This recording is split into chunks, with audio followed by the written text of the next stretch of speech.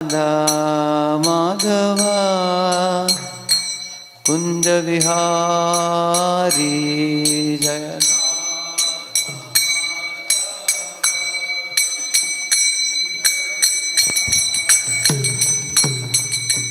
गोपी जन वल्लभा गिरिवरधारी। गोपी जन वल्लभा गिरिवर यशोदानंदन ब्रज जन रंजन यशोदानंद यशोदानंदन ब्रज जन रंजन।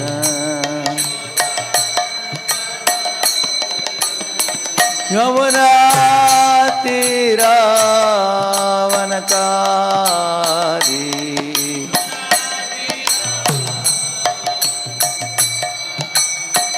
यमुना तीरावनचारी।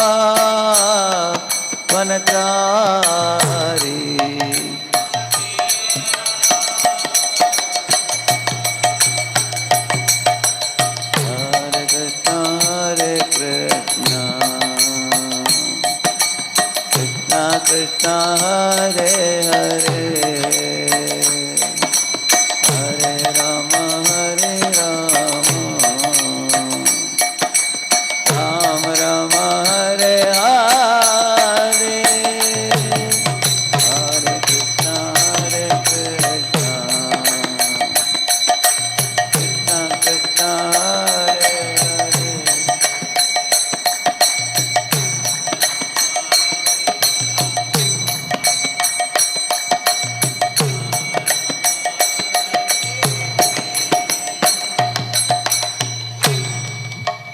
पावन हरिनाम संकीर्तन की। श्री श्री राधा वृंदावन चंद्र की। श्री श्री गौर निताय की। श्री श्री जगन्नाथ बलदेव सुभद्रा महारानी की। श्री श्री पद्मावती श्रीनिवास बालाजी की।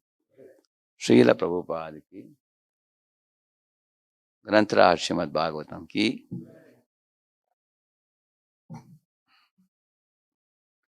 हरे कृष्ण। पिछले सत्र में हम लोगों ने इधर छोड़ा था, करेक्ट है ना?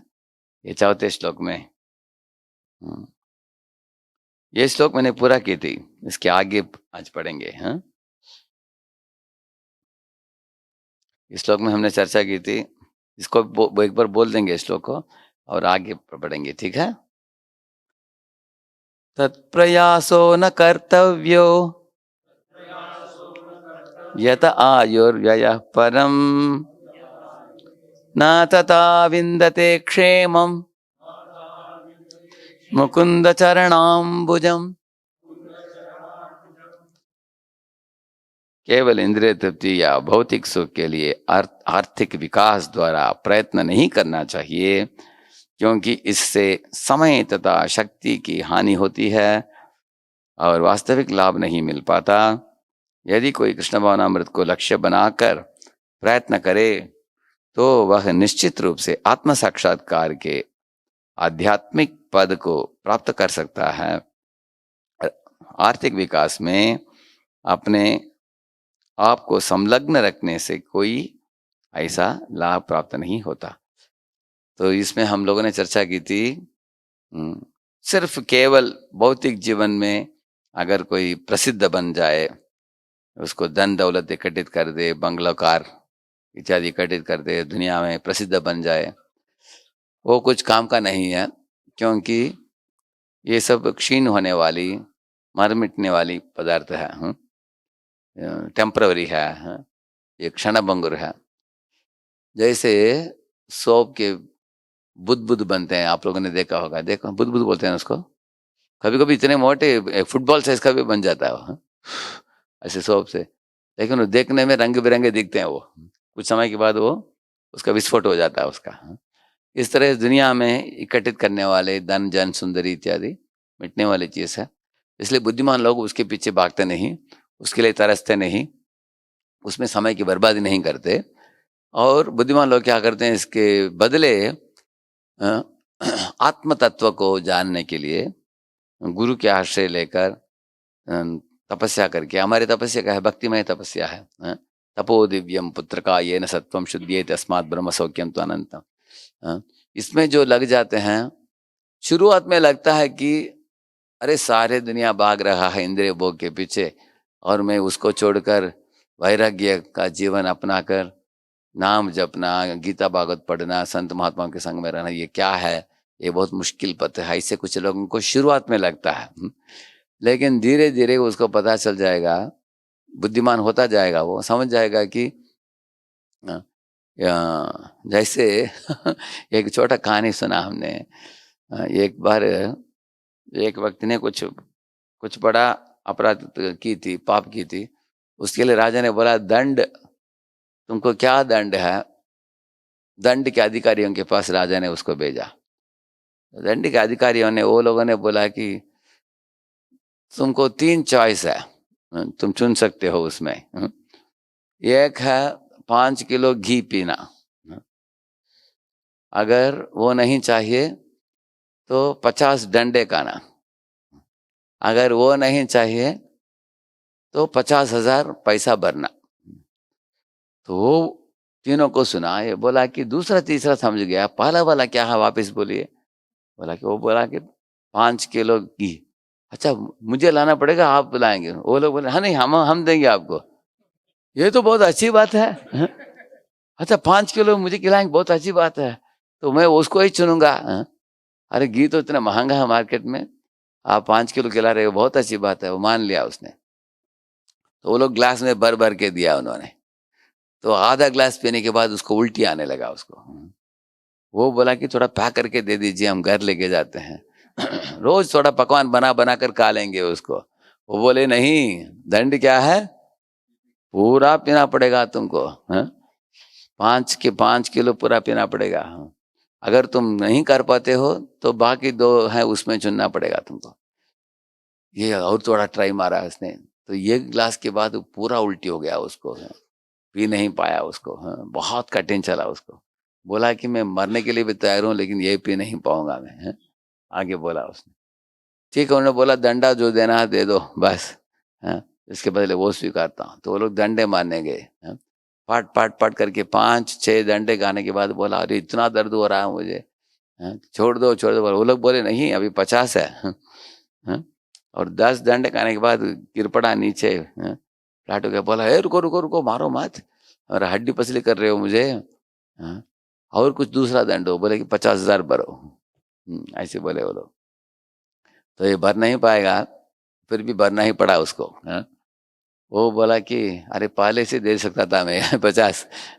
अगर मैं 50 देता था, मैं ये 2 दंडों से मैं बच जाता था, मैं ऐसे बोला। लेकिन कहानी, मनोरंजक कहानी जो सुना हमने अभी, इसके पीछे बहुत बड़ा मर्म है, फिलॉसफी इसके पीछे क्या है। इस दुनिया में इंद्रिय भोग के विषय शुरुआत में बहुत आकर्षक दिखते हैं दूर से, और हमको लगता है कि 5 किलो घी पीने के बराबर है, देखने में इतने आकर्षक हो। लेकिन निकट जाकर उनको भोगने के लिए जाते हैं तो पूरा पिक्चर मिल जाता है आपको। अरे ये तो भोग्य वस्तु। परम पूज्य जयदत्त महाराज एक बार पुणे में आए थे। वो बोले कि Sanskrit education is attractive but costly, ऐसे बोले। वो आकर्षक है लेकिन बहुत महंगा है। महंगा है। तो इसलिए आप देखेंगे, धनम जनम सुंदरिम इधर के पीछे भागने वाले को खर्चा भी बहुत है, बहुत साथ साथ अनेक झंझट को भी करना पड़ता है।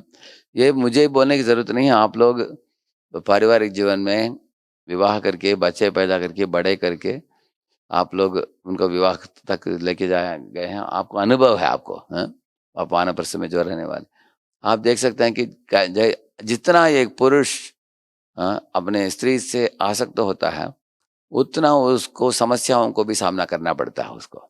जैसे कैकेयी के साथ अटैच था कौन? दशरथ। 3 रानियां थी उसकी, लेकिन उन तीनों में से उसको कौन ज्यादा पसंद था? कैकेयी। क्या क्या हुआ बोलने की जरूरत नहीं। अभी उतानापाद के 2 पत्नियां थी, सुरुचि सुनीति। किससे अटैच था ये? सुरुचि से, कोई खूबसूरत थी वो दूसरी थी सुनीति, नैतिक थी वो। इसलिए सुरुचि से आसक्ति होने के कारण इसका बेटा जा रहा है जंगल, 5 वर्ष का बालक, उसको रोकने के लिए भी मन नहीं किया। इसको सोचा कि मैं उसको रोकूंगा तो ये बीबी नाराज हो जाएगी, हाँ? अगर ये नाराज होगी तो मेरे मेरे मेरे साथ मिलजुल कर नहीं रहेगी, हाँ? मेरी बात नहीं मानेगी। इस तरह उसके साथ आसक्ति था कि बच्चे को भी छोड़ दिया जंगल जाने के लिए, आप देख सकते हैं। तो इस तरह पुरुरवा नाम का एक व्यक्ति था, वो आसक्त हो गया किससे? उर्वशी से, हाँ? तो शुरुआत में उसके साथ रही, लेकिन बाद में उन्होंने शर्त डाला था, उन्होंने 3 शर्त डाला था कि सिर्फ मैं बासमती का चावल खाऊंगी और मुझे घी चाहिए, मुझे शुद्ध घी में ही खाऊंगी, और बोला कि कभी भी तुम और उनके पास कुछ खरगोश थे, कुछ 3-4 खरगोश, बोले कि ये खरगोश को कभी तुम खोना नहीं चाहिए, इनको संभाल कर रखना चाहिए इनको, तो खो बैठे को तो मैं चली जाऊंगी। और एक शर्त बोला था उन्होंने कि कभी भी तुम जब रोशनी में नंगे नहीं दिखना चाहिए तुम, हाँ? ऐसे 4 कंडीशन ऐसे डाला था उन्होंने। एक बार ऐसे हुआ कि इंद्रलोक के लोग इंद्रलोक में इंद्र को उर्वशी वापस लौट चाहिए था, क्योंकि ऐसे अप्सराओं को वो इस्तेमाल करता था किसी ऋषि मुनि को टांग खींचने के लिए, करेक्ट ना? अभी उर्वशी चली गई बहुत समय के लिए, उनको वापस चाहिए था उधर इंद्रलोक में। तो उन्होंने भेजा था, अश्विनी कुमार आए रातों रात। उन्होंने, उनको मालूम था ये सब क्या चल रहा है। तो ये जो था वो पुररवा राजा था, उर्वशी थी, रात को अंधेरे में थे, तो उस समय वो लोगों ने बिजली चमका दिया जैसे ट्यूबलाइट ऑन करने के बराबर, हाँ? तो और वो खरगोश को चोरी किया उसको, हाँ? वो लोग लेकर गए, तो ये वो उठ कर ऐसे नंगे भागने लगा उनके पीछे, हाँ? तो उर्वशी ने ऐसे डांटा उसको, बोले अरे निपट मूर, खरगोश भी गायब हो गए, चोरी हो गया, और तुम भी लाइट में नंगे दिख रहे हो, मैं अभी नहीं रहूंगी तुम्हारे साथ, है? मैं अभी तुरंत निकल जाऊंगी इधर से। वो बोल रहा था मैं क्या करूं, ये लोग अचानक आकर उठा कर लेके गए, मुझे मालूम नहीं था। बोला, वो बोले कुछ बहाना मत बताओ, तुमने प्रॉमिस, शर्त नहीं रखा, चले जाओगे। वो चले जाने के बाद पागल हो गया वो, हाँ? ये पुरुरवा। उसके बाद उन्होंने एक यज्ञ किया। वो यज्ञ में कौन आते हैं यज्ञ से प्रभावित होकर? भगवान विष्णु। देखिए, ध्रुव महाराज जब विष्णु की दर्शन प्राप्त किया, उन्होंने क्या मांगा? बोला कि काचम चिन्मन अपि दिव्य रत्नम स्वामीन कृतार्थो अस्मि परम नहीं आचे, कुछ वरदान नहीं मांगा, क्योंकि तृप्त हो गए वो विष्णु को देखकर। लेकिन पुरुरवा उनको देख कर भी उनसे उर्वशी को मांगा, हाँ? तो भगवान विष्णु ने बोला ठीक है, तुमको और अनुभव चाहिए तो वो बोले कि साल में एक बार तुम मिलोगे उसको, एक ही दिन मिलोगे पूरे 365 डेज में, हाँ? तो ऐसे बोलकर विष्णु आप प्रकट हो गए। तो एक स्थान में देखा, वो 4-5 पुरुषों के साथ बैठी थी, वो एक बार देखा उसने, उसके पाँव पकड़ने लगा, मांगा, विनती किया वो मेरे साथ, एक दिन के लिए आई तो साल भर नहीं आएगी।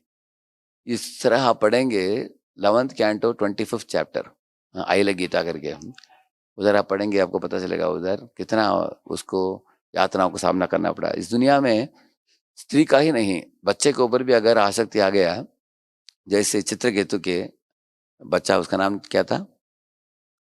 हर्ष शोक, हर्ष और शोक दोनों मिलता है, हाँ? आसक्ति के कारण ऐसे, हाँ? इस तरह दशरथ का भी पुत्र स्नेह, हाँ? जो राम के कारण वो प्राण ही छोड़ दिया उसने, हाँ? सहन नहीं कर पाया, आप देख सकते हैं। इस तरह धृतराष्ट्र का पुत्र के ऊपर आसक्ति, हाँ? जिसके कारण वो रोक नहीं पाया उसको, हाँ?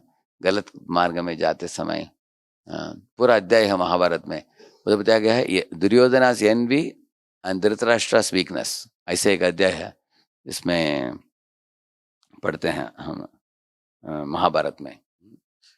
तो दुर्योधन हट किया, बोला कि अगर आप द्यूत क्रीड़ा के लिए व्यवस्था नहीं करोगे तो मैं आत्महत्या कर लूंगा, और धृतराष्ट्र उनको रोक नहीं पाया पुत्र स्नेह के कारण ऐसे। इसी तरह भीष्मक राजा के 5 पुत्र थे, 4 पुत्र ने मान लिया कि रुक्मिणी विवाह करना चाहती है कृष्ण के साथ, उनको मना नहीं था, वो लोग भी हाँ से हाँ मिला दिया। लेकिन एक था रुक्मी, हाँ? वो मना किया, और वो सबसे ज्येष्ठ पुत्र था वो, उसको पिताजी उसको ना नहीं बोल पाए, वो ही कारण बताया गया है, पुत्र स्नेह बताया गया है उधर भी। हाँ, वो भी चाहते थे कि रुक्मिणी कृष्ण से विवाह करे, लेकिन बड़ा बेटा ज्येष्ठ पुत्र बोल रहा नहीं, वो उसको शिशुपाल को देना चाहिए, तो इन्होंने भी हाँ बोल दिया उसको। हाँ, इस तरह हम देख सकते हैं कि गलत पथ पे चला गया, क्योंकि आसक्ति के कारण। जब हम आसक्ति आता है तो हम बुद्धि भ्रष्ट हो जाता है, बिगड़ जाता है। चाहे वो स्त्री के ऊपर आकर्षण हो, नहीं तो बच्चों के ऊपर आकर्षण हो, नहीं तो धन दौलत के लिए आकर्षण हो। जैसे सामंत का ज्वेल, उधर हम बढ़ते हैं, बड़े बड़े लोगों का भी बुद्धि भ्रष्ट हो गया उधर। सत्राजित, वो श्यामंतक मणि के ऊपर आसक्ति के कारण उसको हत्या किया गया, करेक्ट है उसके कारण। उसके बाद शतधन्व का भी हत्या हुआ, प्रसेन का भी हत्या हुआ, और एक शेर का भी हत्या हुआ। 4 हत्या हम सुनते हैं ऐसे। और बाद में अक्रूर का बदनाम हुआ। अक्रूर तो प्रसिद्ध भक्त थे भगवान के, लेकिन वो भी उसको उठाकर वो कहीं और चले गए। कृष्ण ने उनको बोला आ जाइए वापस, तो उसके बाद आए वो। उनका थोड़ा बदनाम भी हो गया उसके कारण।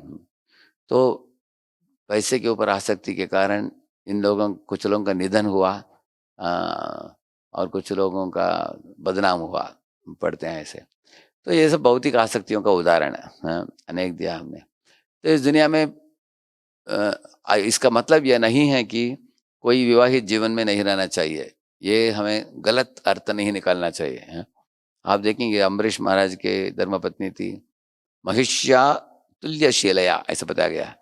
उनके धर्मपत्नी उतना ही महान भक्ति में थी जितना अम्बरीश महाराज भक्त था। हाँ, उतना ही वो भी प्रगतिशील थी, वो धर्मपत्नी भी अम्बरीश के। ऐसे एक श्लोक आता है, गृहेषु दारेषु सुतेषु बंधुषु दीपोत्तमस्यन्दनवाजि वस्तुषु अक्षय्य रत्नांबरणांबरादिषु अनंत कोशेषु अकरोत् असन्मतिम।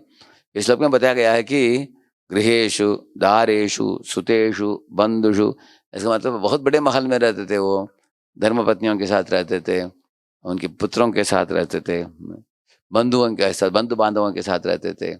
उनके पास अच्छे अच्छे कपड़े थे, अच्छे अच्छे आभूषण था, और उनके पास अनंत कोश था।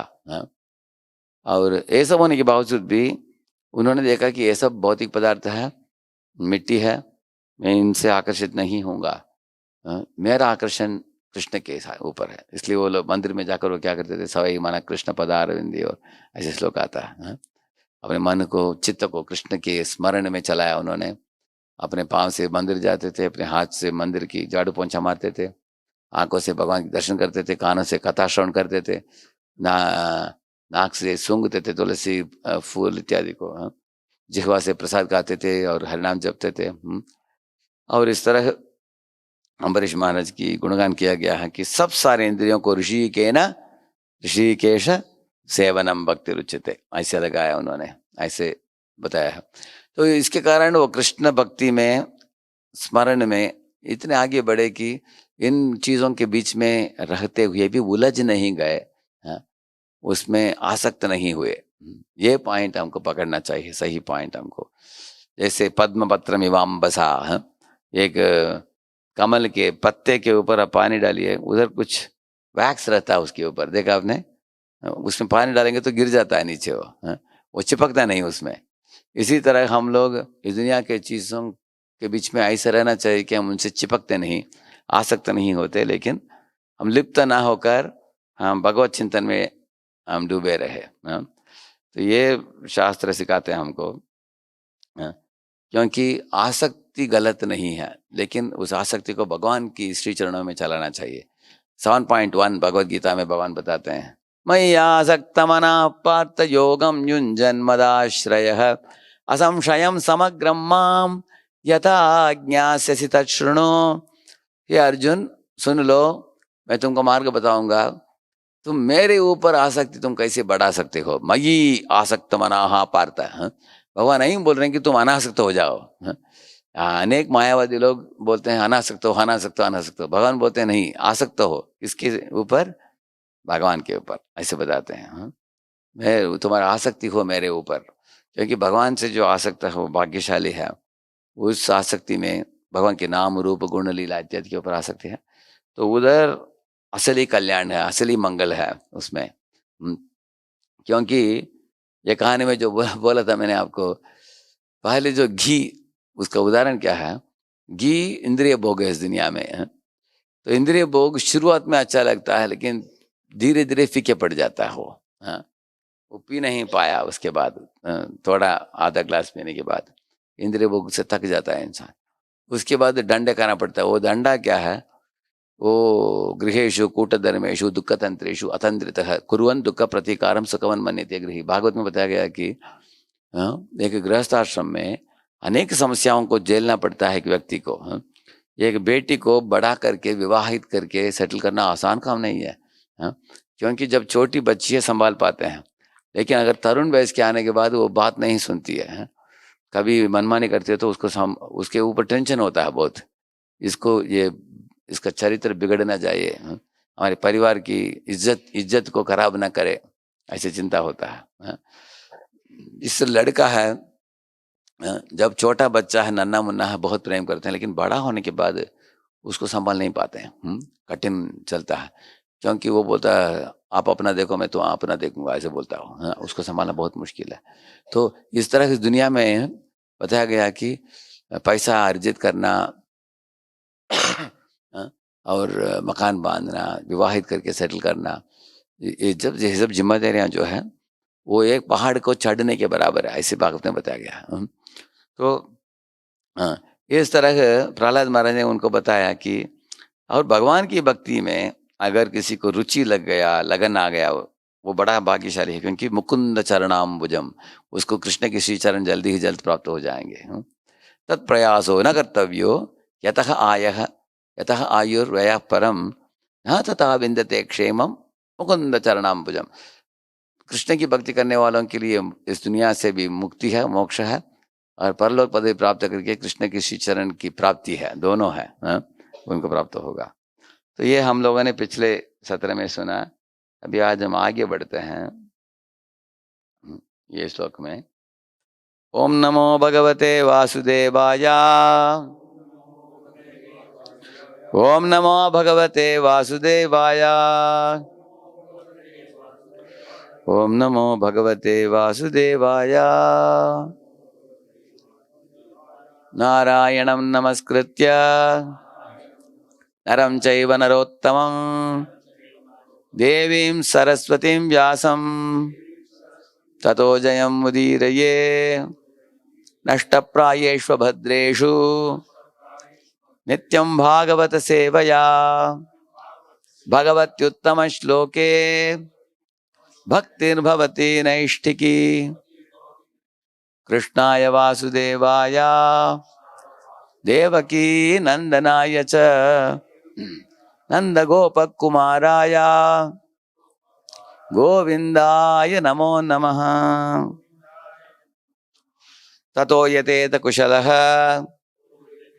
क्षेमाय भवमाश्रितः शरीरं पौरुषं यावन् न विपद्येत पुष्कलम्। अनुवाद पढ़िए कोई।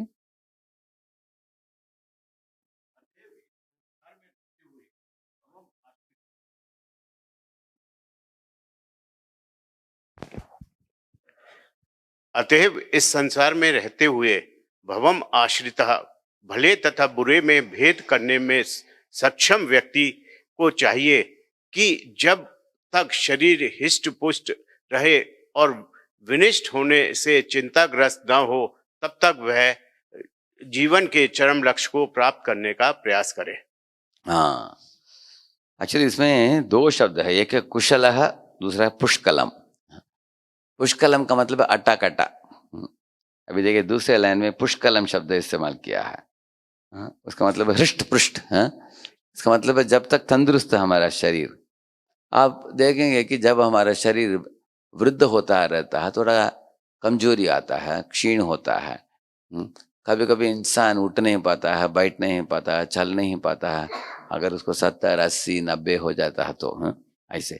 लेकिन उसके पहले और एक शब्द है ततो यतेत कुशलः। कुशल मतलब बुद्धिमान मनुष्य, जो जीवन के अंतिम लक्ष्य में रुचि रखता हो, हाँ, वो कुशल है। तो अगर किसी के पास मनुष्य शरीर हो, वो हृष्ट पुष्ट भी हो और वो बुद्धिमान भी हो, हाँ, ऐसे व्यक्ति को क्या करना चाहिए? हाँ, उसको यथेत बताते हैं, प्रयत्न करना चाहिए। उसको यत्न करना चाहिए। किसके लिए? क्षेमाय, जीवन के असली लाभ के लिए, हाँ, भवबंधन से मुक्ति के लिए ये करना चाहिए। हाँ, यत्न करो, लेकिन सिर्फ पैसा अर्जित करने के लिए, नहीं तो मकान बांधने के लिए, और नहीं तो इस दुनिया में यश पाने के लिए यत्न मत करो। हाँ, बोलते हैं कि यत्न करो क्षेमाय, इस दुनिया से मुक्त होने के लिए। जैसे हम बोलते हैं ना, मृत्योर्मा अमृतम गमय असतो मां सद्गमय, बोलते हैं ना। ये असत वाली, असत का मतलब सब टेम्पररी पदार्थ है इस दुनिया में, और वो दुनिया में सद्गमय, सब शाश्वत है। शाश्वत दुनिया में जाओ। इस दुनिया में सब लोग मरते हैं, मर मिटते हैं, उस दुनिया में कोई मरता नहीं है। प्रभा जी बोलते हैं कि अगर आप कृष्ण को बेटे बना लो तो कृष्ण हमेशा रहेंगे आपके साथ। कृष्ण को पति बना लो, पति कभी मरेंगे नहीं, हमेशा रहेंगे। कृष्ण के साथ मैत्री जोड़ लो, वो मित्र कभी आपसे छूटेगा नहीं, हमेशा के लिए मित्र रहेगा। इस तरह बोलते हैं प्रभुपाद जी। तो इस तरह हम शाश्वत संबंध को स्थापित कर सकते हैं, हम भक्ति मार्ग को अपनाकर। तात्पर्य पढ़िए। जैसा कि प्रहलाद महाराज ने इस अध्याय के प्रारंभ में कहा है, कौमार आचरेत प्रज्ञा। प्रज्ञा शब्द इस व्यक्ति को बताता है जो अनुभवी है तथा भले बुरे की पहचान कर सकता है। ऐसे व्यक्ति को अपनी आर्थिक उन्नति के लिए कुत्ते बिल्ली की तरह कार्य करते हुए इस अमूल्य मानव जीवन तथा अपनी शक्ति का अपव्यय नहीं करना चाहिए। इस श्लोक में भवम आश्रिता के स्थान पर भयम आश्रिता पाठ भी उपलब्ध है, किंतु हम चाहें जिस पाठ का अर्थ ग्रहण करें, निष्कर्ष यही निकलता है। भयम आश्रिता सूचित करता है कि भौतिकतावादी जीवन शैली सदैव भय से पूर्ण है, क्योंकि पद पद पर संकट बना रहता है। भौतिकतावादी जीवन चिंता तथा भयम से पूर्ण है। इसी प्रकार भयम आश्रित पाठ स्वीकार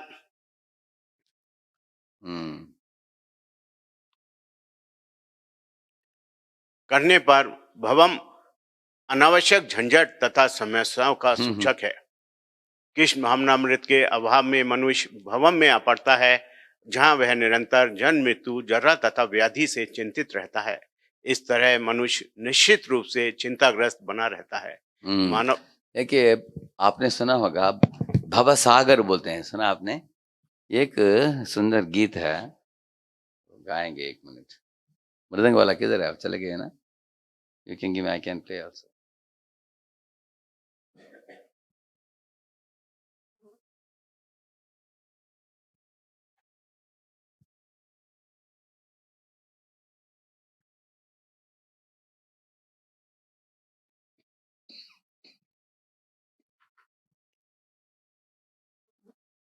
एक सुंदर गीत है।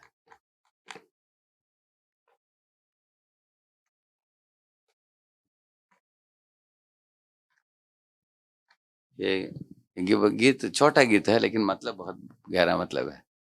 दुखेर सागरे भासिएची उतारिए जानी ना। बोलिए। दुखेर सागरे भासिएची उतारिए जानी ना। दुखेर सागरे बसिएची उतारिए जानी ना। दुखेर सागरे बसिएची उतारिए जाने ना। हो तर देऊ हसीचे छुटिया कि हवे ताहा जाने ना। उठल देऊ आसियाचे छुटिया किया बेटा जानिना उतल दियो हसीचे चुटिया कि हबे ताहा जानिना उठल देऊ आसियाचे छुटिया किया बेटा जानिना दुःखेर सागरे बसियेची उतरिये जानिना दुखेर सागरे बासियाची उतरिये जानिना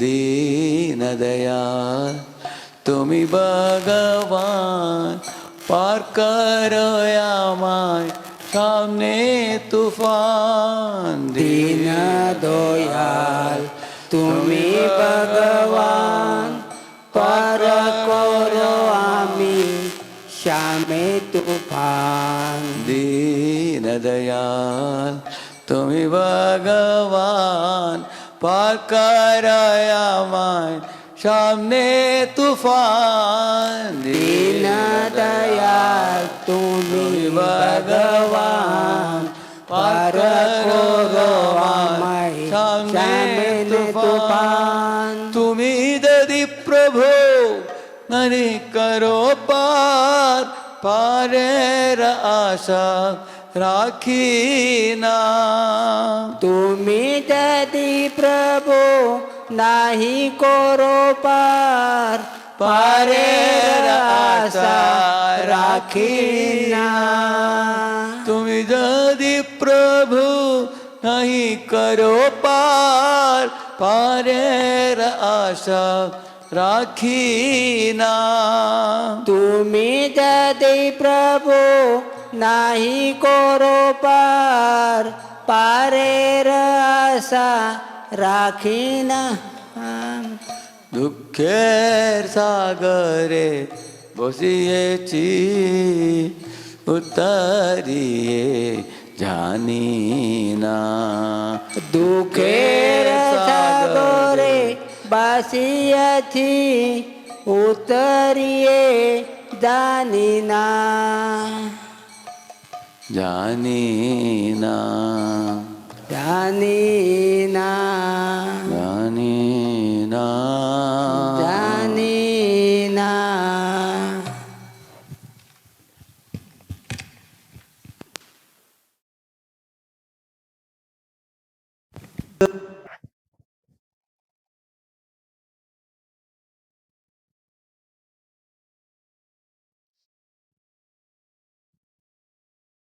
इसका अनुवाद इस प्रकार है कि ये संसार जो है एक सागर के साथ तुलना किया गया है हाँ? और मैं संसार के सागर में डूब रहा हूँ, तैर नहीं पा रहा हूँ, और इसके साथ साथ तूफान भी आ गया है, इधर तूफान भी मच गया है, और इससे बचना मेरे लिए नामुमकिन है जब तक आपकी कृपा नहीं हो। लेकिन अगर आप मुझे आकर इस संसार सागर से उठाना चाहते हो ऊपर, जैसे आपने देखा वो गरुड़ में आकर भगवान एक वक्त जो पुकार रहा उनको उठा रहे हैं भगवान हाँ?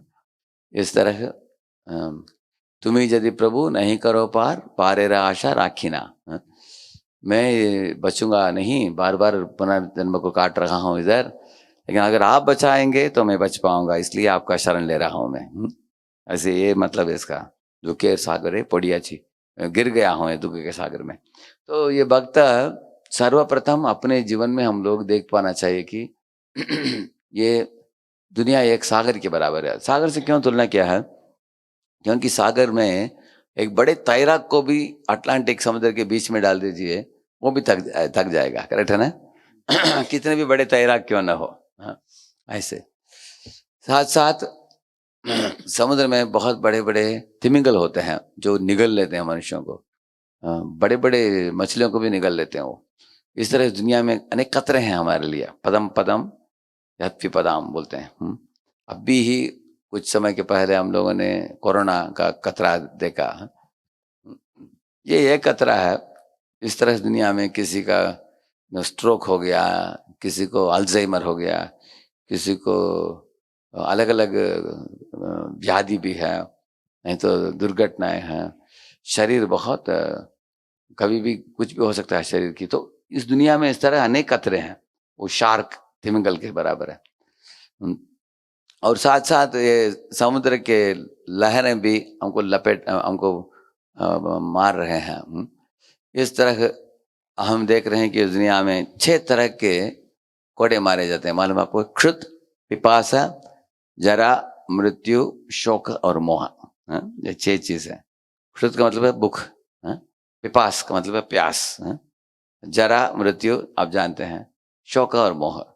ये 6 तरह के कोड़े मार रहे जा रहे हैं सब जीवों को इस दुनिया में। त्रिविध ताप आप लोग जानते हो, जन्म मृत्यु जरा व्याधि आप जानते हो। ये सब समस्या है इस संसार सागर में।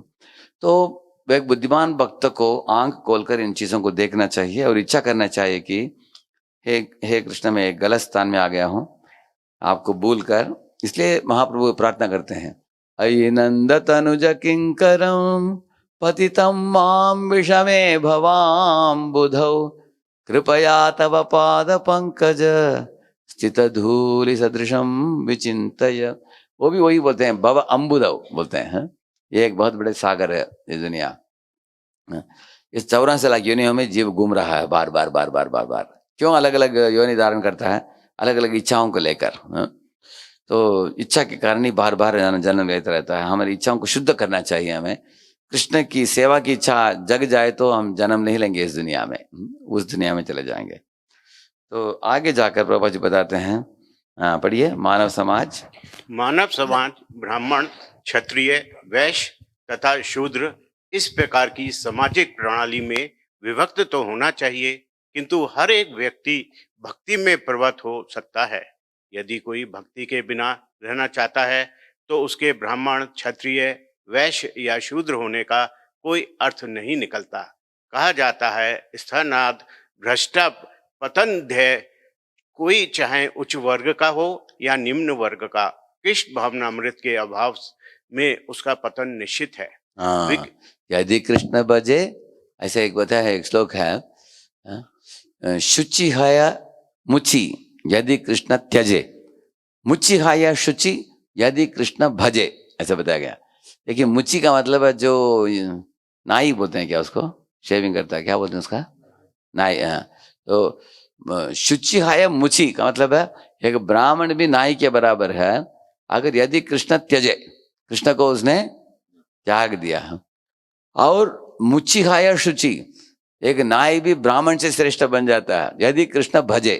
अगर कृष्ण की भजन करता हो तो वो ब्राह्मण से भी श्रेष्ठ बन जाता है, नाई भी। जैसे आप लोग जानते हो, जो एक ब्राह्मण था और एक मोची था, दोनों में से विश्वास, दृढ़ विश्वास किसके हृदय में था? हाँ, जब नारद मुनि ने उसको बताया, भगवान नारायण एक सुई के छिद्र के अंदर हाथी को चला रहे थे, उसको विश्वास बैठ गया था, करेक्ट है ना, भगवान कर सकते हैं। तो तब नारद को बड़ा आश्चर्य हुआ, इसके ब्राह्मण विश्वास नहीं कर पा रहा है इस बात के ऊपर, लेकिन ये विश्वास कर रहा है, ये कैसे? तो उन्होंने पूछा, जवाब क्या दिया उसने, किसी को मालूम है क्या जवाब दिया वो मोची ने? कौन जानते हैं?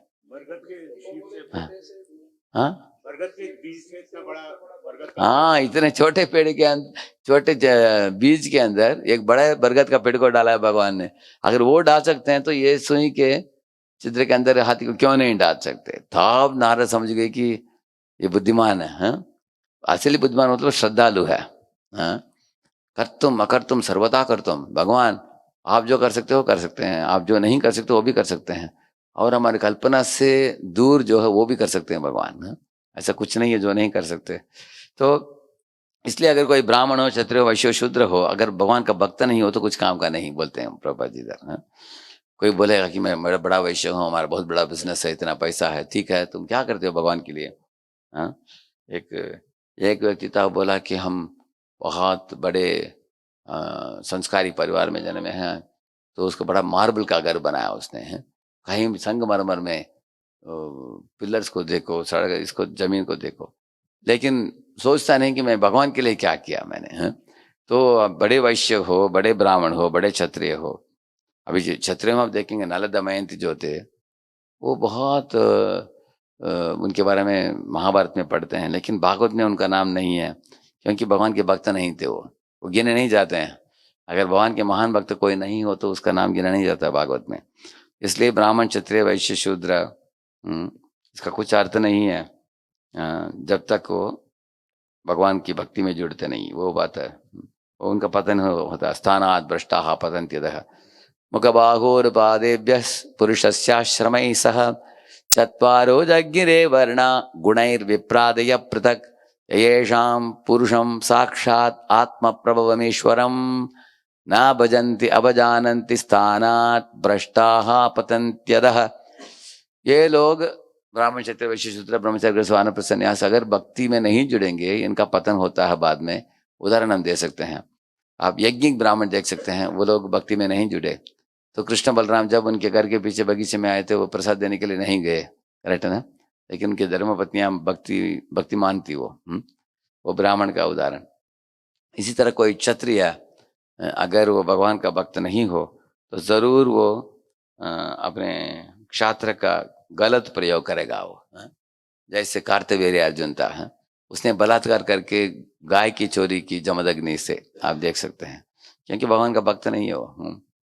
इस तरह आप देखेंगे कोई वैश्य है, बहुत धनी है, धन दौलत का गलत प्रयोग करेगा ऐसे व्यक्ति, आप देखेंगे उसका, क्योंकि पैसा है हाथ में लेकिन वो भक्ति में जुड़ा नहीं है तो पैसे का गलत प्रयोग होगा उससे। जैसे नलकुर मणि के पिताजी खजांचा थे वो देवताओं के, हैं, लेकिन उनके पैसा को लेकर ये दोनों बेटे गलत प्रयोग कर रहे थे उसका, आप देख सकते हैं। इस तरह कोई शूद्र हो तो वो शूद्र तो शराब में स्त्री के पीछे करना सब करता है ऐसे व्यक्ति, लेकिन वही शूद्र अगर भगवान की भक्ति में जुड़ता हो आप देखेंगे वो भी महान बन जाते हैं। स्त्रियो वैश्यास तथा शूद्रास ते अपि यान्ति पराम गतिम, भगवान बताते हैं वो भी उत्तम गति को प्राप्त करते हैं। बढ़िए आगे। विज्ञ पुरुष अपने पद से च्युत होने के प्रति सदैव भयभीत रहता है। यह विधान है, मनुष्य को अपने उच्च पद से नीचे नहीं गिरना चाहिए। जीवन का सर्वोच्च लक्ष्य तभी तक प्राप्त किया जा सकता है जब तक शरीर हिष्ट पुष्ट रहता है। देखिए ऊंचा स्तर है, नीचा स्तर है। अभी ऊंचे स्तर प्राप्त करने के लिए आपको जिम्मेदार बनना पड़ेगा। एक उदाहरण देंगे हम आपको। तो मेरे गुरु महाराज एक विवाह में एक लेक्चर दिया उन्होंने। वो बोले कि विवाह के दिन अनेक लोग आपको आकर भेंट देते हैं, पुरस्कार देते हैं, सब लोग आपको गुणगान करते हैं और आपके साथ फोटो लेते हैं, और स्त्री पुरुष दोनों को बहुत अच्छा लगता है, पति पत्नी को। वो इतने लोग आए हैं रिसेप्शन में, इतने लोग आकर भेंट दे रहे हैं, भेंट को क्रेडिट करते जाते हैं, करेक्ट है ना, उनको अच्छा लगता है। लेकिन महाराज बोल रहे थे कि day of marriage is a happy day, joyful day, but it is also a responsible day. उन्होंने बोला कि उस दिन स्त्री पुरुष दोनों जिम्मेदारी भी ले रहे हैं कि हम पारिवारिक जीवन में झगड़े किए बिना हम दोनों भक्ति में जुड़कर शांति से रहेंगे, बच्चे पैदा करके उनको भी भक्ति में आगे बढ़ाएंगे। तो पति पत्नी शांति से जीवन भर अंतिम सांस तक जुड़कर भक्ति में जुड़कर रहना, घर में शांति के साथ रहना आसान काम नहीं है आजकल, करेक्ट है कि नहीं है? देखा ना हमने, क्योंकि इधर वही बताया जा रहा है कि अगर किसी को ऐसे शांत जीवन जीना हो तो उसको ऊंचा स्तर में आने के लिए उसको रिस्पॉन्सिबल होना पड़ेगा उसको, है? अब इसको अच्छा ब्रह्मचारी बनना हो किसी को, उसको जिम्मेदार होना पड़ेगा कि नहीं, करेक्ट है? अगर ब्रह्मचारी मनमानी करेगा, गलत आदतों को पकड़ेगा वो, तो उसका वो पतन होता उसका। इसी तरह गृहस्थ में भी अगर कोई जिम्मेदार नहीं हो, वो लापरवाही हो, तो उसका भी पतन होता है। इस दुनिया में आसान क्या है? लापरवाही बनना आसान है, जिम्मेदार बनना आसान है? आसान है जिम्मेदार बनना? लापरवाही 90% लोग कलयुग में क्या करते हैं? लापरवाही बनते हैं। इतना केसेस आता है, पुरुष काम धंधा छोड़ देता है, काम नहीं करता, डौरी मांगता है पत्नी से, नहीं तो पत्नी को पिटाई करता है, नहीं तो शराब पीता है। आजकल मैंने सुना कि शराब वो लोग ग्रोसरी की दुकान में बेचते हैं आजकल गांव में, ऐसे लोग शराब पीकर बिगड़ते हैं लोग। इस तरह इंसान बीड़ी फूंकता है, हाँ, और समय को गंवाता है, गप्पा मारता है, पॉलिटिक्स में अनेक लोग इस तरह पुरुष लोग आजकल बिगड़ते जा रहे हैं। तो बिगड़ना बहुत आसान है। जैसे स्टारकेस में ऊपर चढ़ना मुश्किल है, नीचे उतारना मुश्किल है। बताइए, चढ़ना मुश्किल है, उतारना कोई भी कटकट उतारता आएगा आसानी से। इस तरह दुनिया में पतन होना बहुत आसान है। जैसे झरने में पानी ऊपर नहीं जाता, नीचे आता हो, हाँ, इस दुनिया में सब घटने की आदत है इस दुनिया में, क्योंकि भौतिक दुनिया है। इसलिए हम लोग आध्यात्मिक जीवन में अगर आगे बढ़ना हो तो हम जिम्मेदार बनना पड़ेगा और गंभीरता से 4 नियमों का पालन करना पड़ेगा। तब हम ऊंची स्थिति को पकड़ कर रख पाएंगे और हम आगे बढ़ पाएंगे। हम वही बोल रहे हैं प्रभुपाद जी, मनुष्य को अपने उच्च पद से नीचे नहीं गिरना चाहिए। जीवन का सर्वोच्च लक्ष्य तभी तक प्राप्त किया जा सकता है जब तक शरीर हृष्ट पुष्ट रहता है। अतएव हमें इस तरह रहना चाहिए कि हम मन तथा बुद्धि से स्वस्थ एवं पुष्ट रहें, जिससे हम जीवन लक्ष्य एवं समस्याओं से भरे हुए जीवन के बीच अंतर कर सकें। विचारवान व्यक्ति को उचित अनुचित में अंतर करना सीखकर इस तरह से कर्म करना और जीवन लक्ष्य प्राप्त करना चाहिए। प्रभु जी, एक श्लोक है, मंदा सुमंद मतियो मंद भाग्य की उपद्रुता हो, एक श्लोक है ना, प्रायण अल्पायुष सभ्य कलावश में निगजा। उस परपोर्ट में प्रभु जी बोलते हैं कि कलयुग में किसी भी चीज की कमी नहीं, लेकिन क्या कमी है, लोगों का बुरे आदतें हैं, इसके कारण शरीर बिगड़ जाता है। देखिए, शरीर को बिगड़ता है इंसान सिगरेट से, नशे से, ड्रग से इत्यादि से। मन को इंसान बिगड़ता है। कैसे मन कैसे बिगड़ता है? लोगों का मन के अंदर काम क्रोध लोभ है, उसको कितना एक्सरसाइज करेगा उसको, जैसे रावण ने किया, दुर्योधन ने किया, उसके कारण गर्व, ईर्ष्या, अहंकार और काम क्रोध लोभ इत्यादि से अनेक मानसिक व्याधियां बढ़ गए हैं कलयुग में ऐसे। तो शारीरिक और मानसिक दोनों की व्याधियों से निवारण पाने के लिए इस्कॉन में आप देखेंगे, शरीर को तंदुरुस्त रखने 4 नियम हम पालन करेंगे, 50% प्रॉब्लम खत्म, तुरंत 50% प्रॉब्लम खत्म हो जाएगा आपको। और महामंत्र रोज जपता है, उसके मन नियंत्रण में आएगा, उसके शुद्ध हो जाएगा मन। इस तरह प्रभुपाद ने सरल मार्ग दिया है सब भक्तों को शुद्ध जीवन, ऊंचे विचार रखने के लिए। विचारवान व्यक्ति, पढ़िए,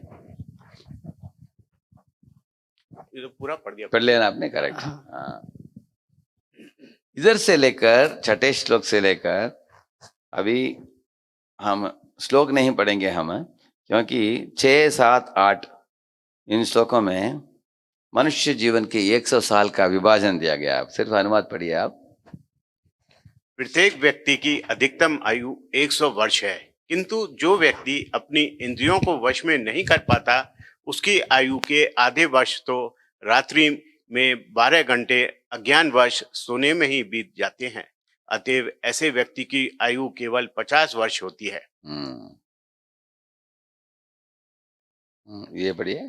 मनुष्य अपने बाल्यकाल की कोमल अवस्था में जब सभी मोहग्रस्त होते हैं 10 वर्ष बिता देता है। इसी प्रकार किशोर अवस्था में खेल कूद में लगकर वह अगले 10 वर्ष बिता देता है।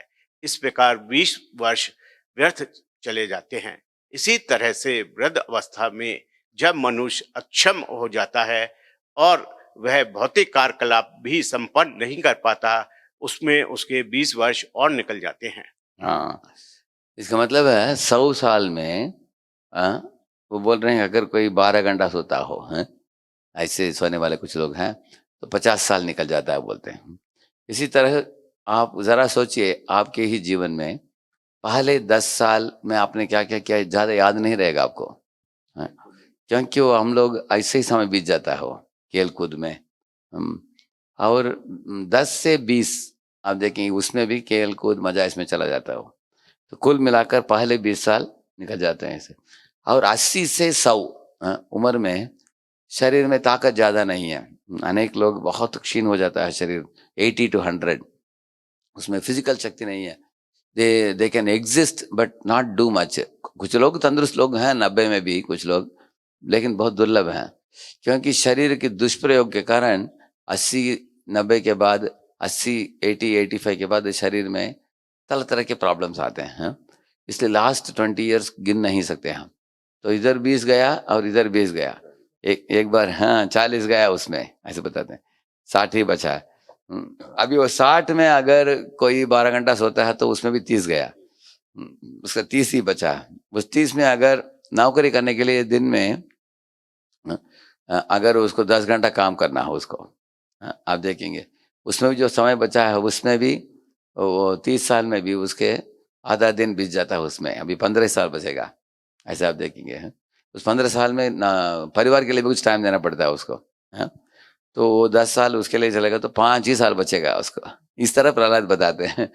जैसे तो एक बार परम पूज्य सच्चिदानंद महाराज मुंबई में आए थे, उन्होंने पूछा कि अभी आज के सत्र में सबसे वृद्ध कौन है, तो एक व्यक्ति उठा, उसका उम्र था 85, उसको महाराज ने उधर खड़ा किया और पूछा कि इस आज के सत्र में सबसे छोटा बच्चा कौन है, एक 5-6 वयस का एक बच्चा मिला, उसको इधर खड़ा किया, दोनों के हाथ में एक रिबन दिया उन्होंने, लंबा रिबन। महाराज बोले कि श्लोक को बोलकर रिबन को काटने के लिए बोला है, इधर 10 साल को काटो और 10 साल काटो और उधर 20 साल को काटो, ऐसे काटते काटते उसके बाद नींद के लिए छोड़ो, उसको काटो। काट कर अंत में हम लोगों ने देखा कि वो बच्चे को बूढ़ा आदमी उठा लिया उसको इतना ही बचा था वो रिबन। वो बोले कि 5 ही साल बचा है आपके जीवन में, वो 5 साल भी इंसान भगवान के लिए नहीं देता, ये कितना मूर्खता है। इसलिए जो भी है हमारे जीवन में, मनुष्य जीवन में जो बचता है उसको भगवान को देना चाहिए, वो पॉइंट है। आप देखेंगे प्रभा जी बोलते हैं कि जो लोग कंपनी में जाते हैं कम से कम शाम को आने के बाद हाथ पाँव धोकर कुछ नाश्ता लेकर टिफिन लेकर उसके बाद उन दिनों में रामायण महाभारत कथा सुनने के लिए लोग जाते थे। मेरा खुद का अनुभव है कि हम लोग 20 दिन 30 दिन का रामायण होता था, हम लोग बहुत बड़े नंबर में लोग अटेंड करते थे उन दिनों में। लेकिन आजकल प्रभु जी बोलते हैं इंसान शाम को आने के बाद क्लब्स में जाता है, अपने फ्रेंड्स को मिलता है, पॉलिटिक्स के बारे में बात करता है, सोसाइटी के बारे में बात करता है, कुछ कभी कभी खराब आदतों में फंसता है, फूंकना, सिगरेट फूंकना इत्यादि। तो इस तरह का मनुष्य जीवन का बर्बादी करता है, वो पॉइंट बताते हैं। इसलिए प्रहलाद महाराज बताते हैं कि जो भी बचता है उसको वेस्ट नहीं करना चाहिए, बताते हैं।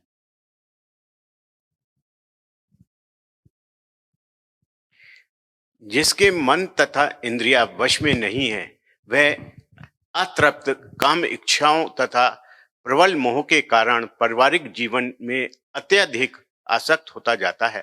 ऐसे पागल मनुष्य के जीवन के शेष वर्ष भी व्यर्थ जाते हैं, क्योंकि वह इन वर्षों में भी अपने को भक्ति में नहीं लगा सकता। तो अगर कोई भौतिक इच्छाओं को नियंत्रण नहीं कर पाता है तो उन भौतिक इच्छाओं को आकार देने के लिए बहुत भाग दौड़ करता है वो, करेक्ट है ना। अभी देखिए कोई विवाहित व्यक्ति है, उसको लोग बोलते हैं ये देखो उनका बिजनेस देखा कितना पैसा बनाया, तुमने उतना नहीं बनाया, तुम्हारा भाई इतना बनाया है, तुमने इतना नहीं बनाया। तो अपने भाई को देखकर इसको लगता है कि मुझे भी उसके समान बराबर बनना है। जैसे अगर कोई बिल्ली को बोलेगा ये बिल्ली बिल्ली देखो भाग, देखो कितना जंगल में भाग कर हिरण को पकड़ता, कितना शक्तिशाली है, तुम देखो तुम कमजोर हो। तो अगर ये बिल्ली रसोई में जाकर एक काष्ठ को लेकर अपने शरीर में लाइन बना लेगा, ऐसे है बनाकर, वो भी ऐसे आईने में देखता है मैं क्या बाघ बन गया, बाघ बन सकता है क्या वो है? इस तरह इस दुनिया में अनेक लोग दूसरों को देखकर खुद वो उनके समान बनने के यत्न में समय की बर्बादी करते हैं। लेकिन हम लोग जानना चाहिए कि हर एक के तकदीर में जो लिखा है उतना ही उसको मिलने वाला है। हम दूसरों को नकली करने की जरूरत नहीं इस दुनिया में। एक्चुअली अगर आपको दूसरों को नकली करना हो तो महान भक्तों को देखना चाहिए। प्रभुपाद जी को देखिए क्या क्या किया उन्होंने। तो भक्तिमय जीवन में हमें भक्तों को ऐसे देखना चाहिए और भौतिक जीवन में नीचे देखना चाहिए, हमारे नीचे जो है उनको देखना चाहिए। तो वो लोग तो 3 दिन में 1 बार कर रहे हैं, मैं तो 1 दिन में 3 बार कर रहा हूँ। भगवान ने अच्छा व्यवस्था की है, हम कृतज्ञ होंगे हम। लेकिन भौतिक जीवन में आप ऊपर देखेंगे, आपसे ऊपर आप बोलेंगे मैं लाखपति हूँ, करोड़पति, अरबपति है, तो उसके चक्कर में पड़ जाएंगे हम लोग, ये बता रहे हैं। पागल मनुष्य बन जाएंगे हम। इसलिए इच्छाओं को फुल स्टॉप लगाना चाहिए। भौतिक इच्छाओं को हम अतृप्त काम इच्छाओं जब प्रबल होता है तो उसका सीमा ही नहीं है। वो मल्टीप्लाई होते जाएंगे अगर हम उनका कंट्रोल नहीं किया। जैसे मच्छर है, अगर आपके घर के निकट आप देखेंगे, अगर गटर आ गया, वो गटर में अनेक मच्छर का संख्या बढ़ जाता है। तो गटर के पानी को सफाई करना, करेक्ट है ना? सफाई कर दिया तो कोई मच्छर नहीं आता, उस गंदगी नहीं है। इसी तरह हमारे हृदय में गलत इच्छाएं जब काम आ जाता है, तब अनेक भौतिक इच्छाएं बढ़ते हैं, वो वर्धन होते हैं। तो भौतिक इच्छाओं को मल्टीप्लाई नहीं करना चाहिए, उनको मिटाना चाहिए, ऐसे बता रहे हैं।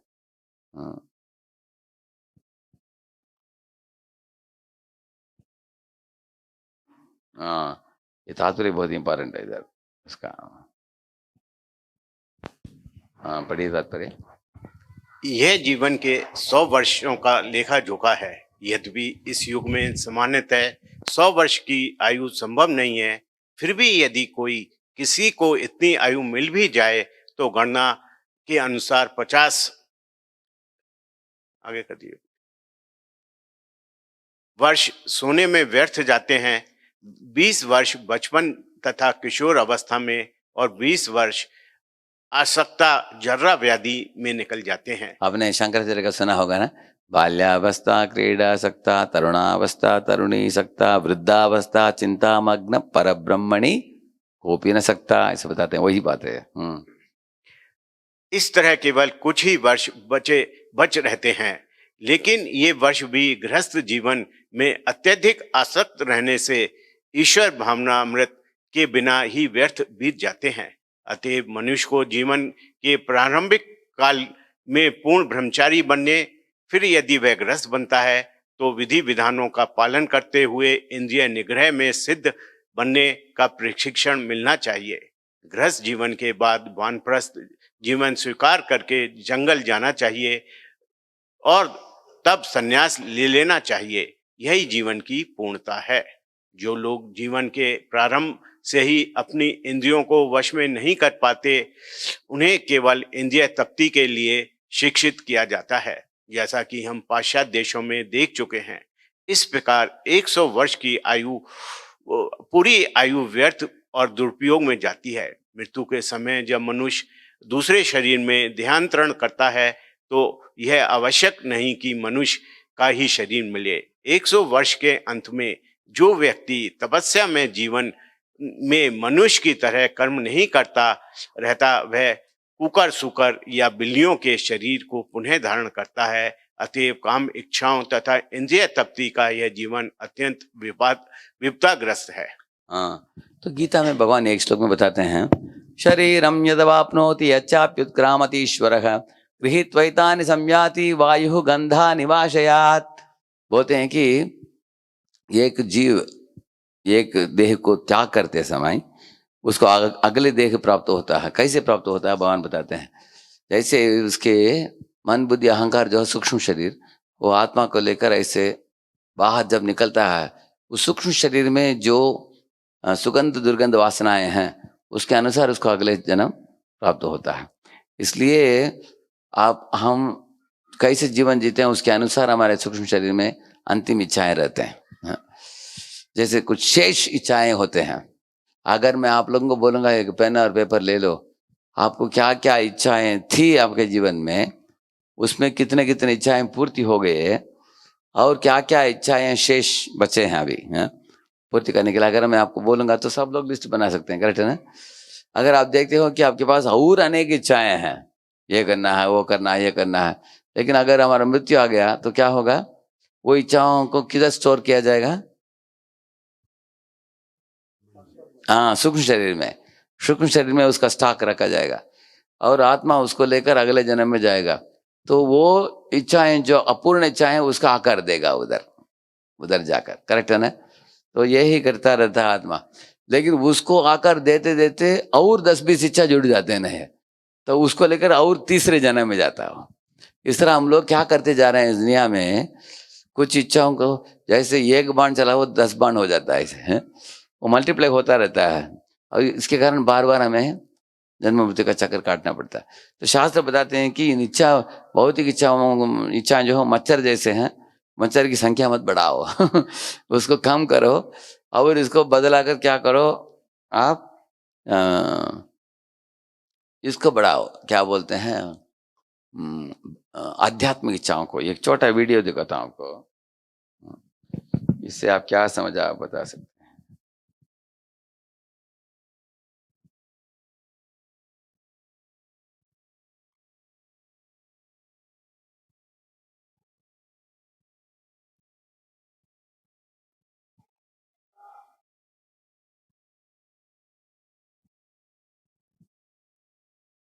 What is that? What is it? It's fishing, is it? It is different. And what is it? WMD? What is it? Remember? Huh?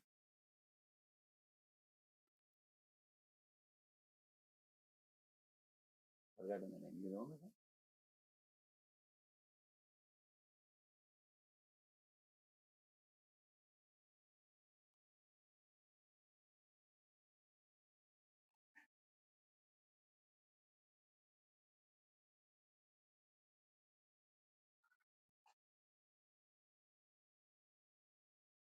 Ah,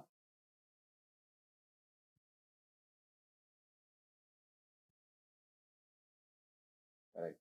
Got it.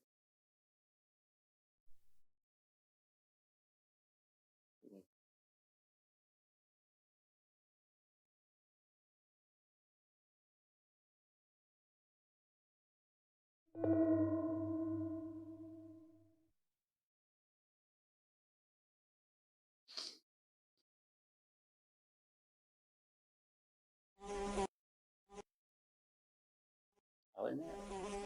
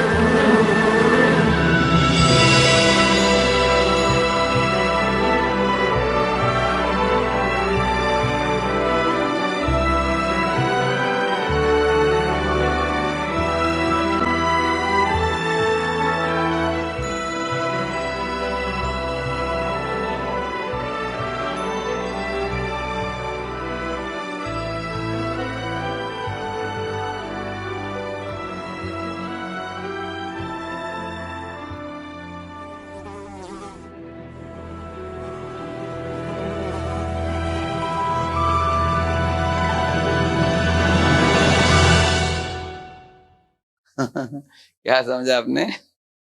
कोई बता सकते हैं? माइक दीजिए उनको।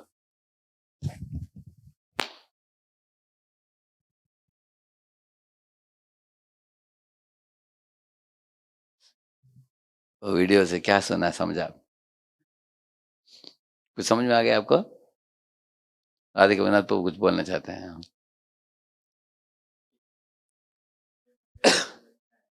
माइक माइक माइक को ऑन कर देना।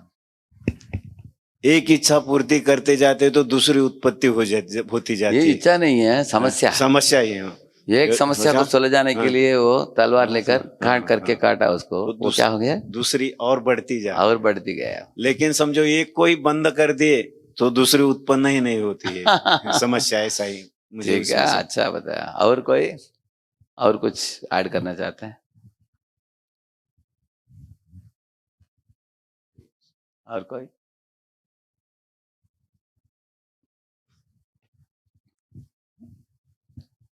हाँ उधर एक हाथ, हाँ इधर। हरे कृष्णा, दंडवत प्रणाम प्रभु। धन्यवाद।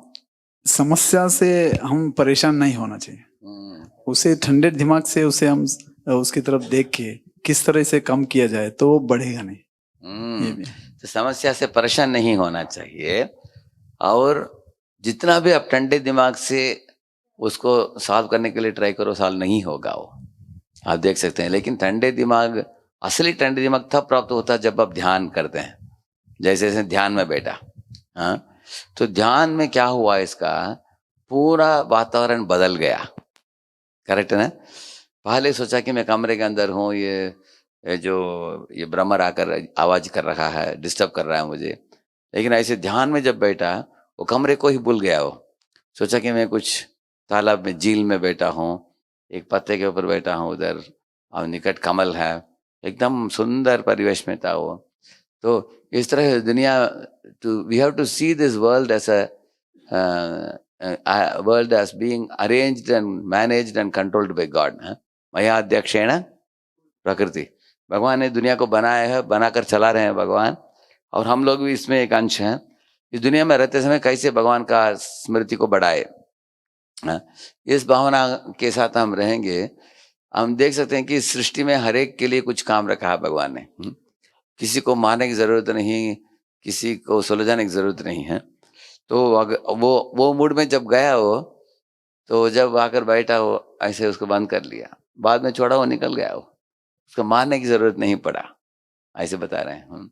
तो इस तरह, क्योंकि हम निकट के व्यक्ति को चिमटी देकर आप शांति से नहीं रह पाओगे। आप उसको चिमटी देंगे तो वो भी चिमटी देगा आपको, करेक्ट है ना? इस तरह दूसरे जंतुओं को मार कर इंसान शांति से जी सकता है क्या? नहीं रह सकता है। इसलिए वो समझ गया कि ये डिस्टर्ब कर रहा है मुझे, इसको पकड़ कर रखा कुछ समय के लिए, जब छोड़ा निकल गया, उसको मारने की जरूरत नहीं था उसको। इस तरह हम लोग भी अनेक बार परिवारों में भी कुछ लोग दूसरों के ऊपर इतना टूट पड़ते हैं, जिसके कारण वो भी लोग उसका प्रतिरोध लेते हैं। छोटे चीज के लिए हम थोड़ा ज्यादा आवाज उठाते हैं, और वो भी लोग क्या करेंगे, वो अपना आवाज उठाएंगे। इससे समस्या घटता है, बढ़ता है? हाँ, इसके बदले ठीक है, उसके स्वभाव ही ऐसा है, थोड़ा आवाज बढ़ाता, छोड़ दो उसको। अब मान लेकर बैठ जाओ, आपको समस्या बढ़ेगा नहीं। आप देख सकते हैं, लोग बोलेंगे ठीक है ये साधु है, मान लेकर बैठ गया, तो वो भी मान लेकर बैठ जाएंगे, वो शांत हो जाएगा वो। तो इस दुनिया में कुर्वन् दुःख प्रतिकारम सुखं मन्यते गृहीः, इसका मतलब है समस्या को सुलझाते इंसान का समस्याएं बढ़ जाते हैं। इसका मतलब है, जब फूंकनी को लेकर धुआं के ऊपर मत फेंको, फूंकनी को लेकर आग के ऊपर फूंको। आग के ऊपर फूंकने से धुआं मिट जाएगा। जैसे चूल्हे में आग के अंदर डालकर ऐसे करते हैं तो धुआं मिट जाता है। आग इस कृष्णा कॉन्शियसनेस, और धुआं जो है वो भौतिक समस्या को सुलझाने की प्रयत्न है। वही इधर बता रहे हैं ऐसे हैं। अतएव काम इच्छाओं तथा इंद्रिय तृप्ति का यह जीवन अत्यंत विपदाग्रस्त है, ऐसा बताते हैं।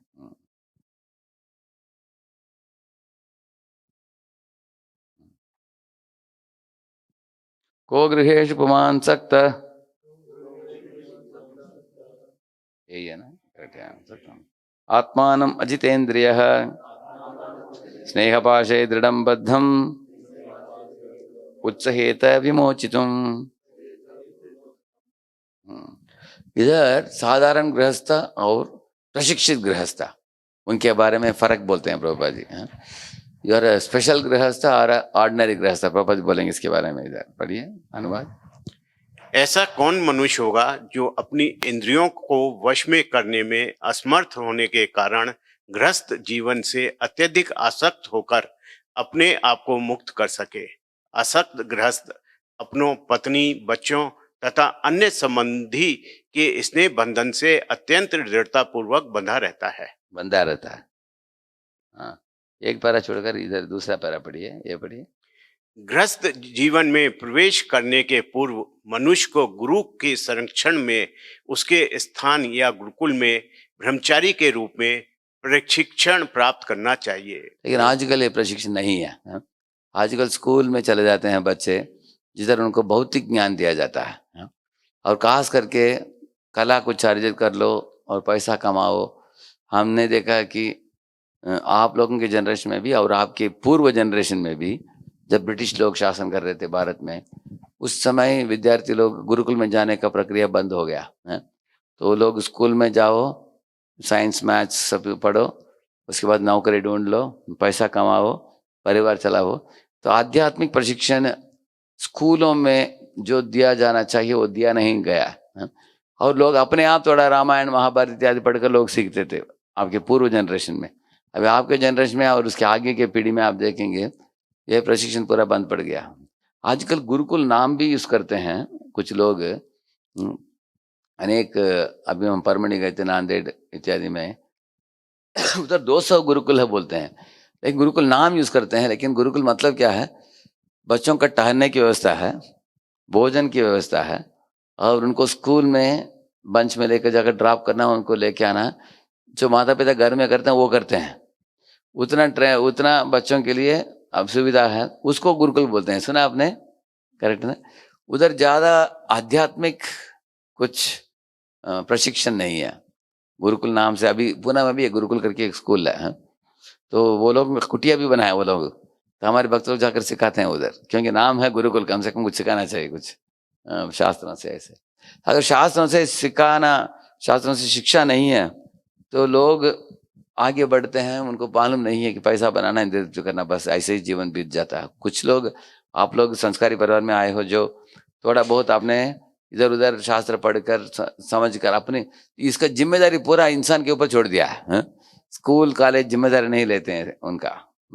उनके आध्यात्मिक प्रगति का, मनुष्य जीवन में सार्थकता प्राप्त करने के लिए जिम्मेदारी स्कूल कॉलेजों में नहीं है।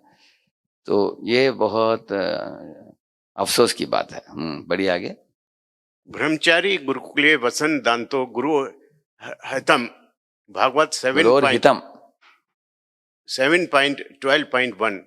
ब्रह्मचारी को प्रारंभ से ही सिखाया जाता है कि गुरु के लाभ के लिए सब कुछ न्यौछावर कर दे। ब्रह्मचारी को उपदेश दिया जाता है कि वह सभी स्त्रियों को माता कहकर घर घर जाकर भिक्षा मांगे और जो कुछ एकत्र करे उसे वह गुरु को लाकर दे दे।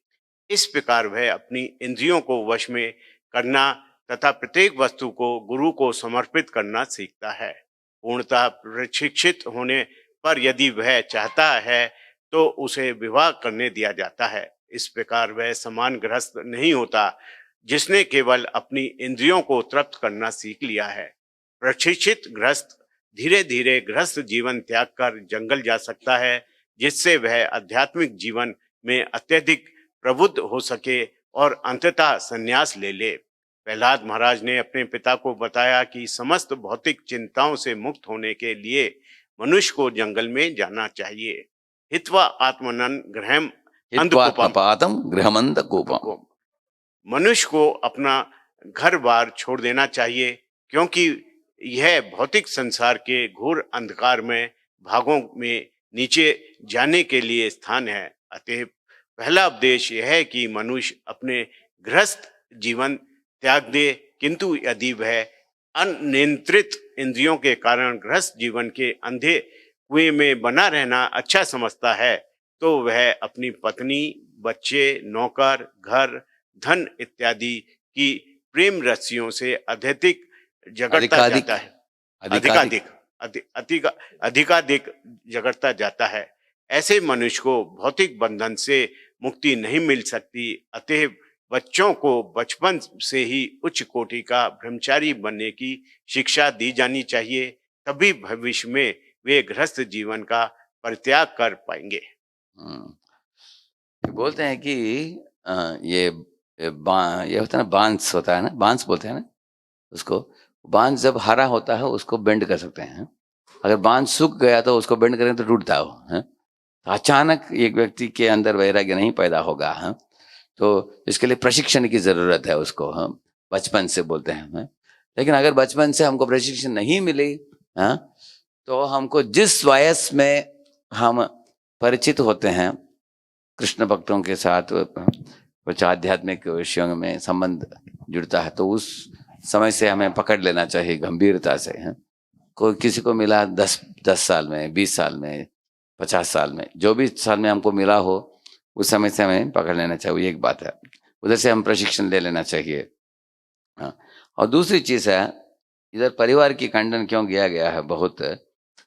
आजकल हम देख सकते हैं पारिवारिक जीवन में लोग रविवार के दिन सुबह उठते हैं, चाय पीते हैं, न्यूज़पेपर पढ़ते हैं, पॉलिटिक्स के बारे में चर्चा करते हैं, बाहर जाते हैं, होटल में जाकर खाते हैं, सिनेमा घर जाते हैं।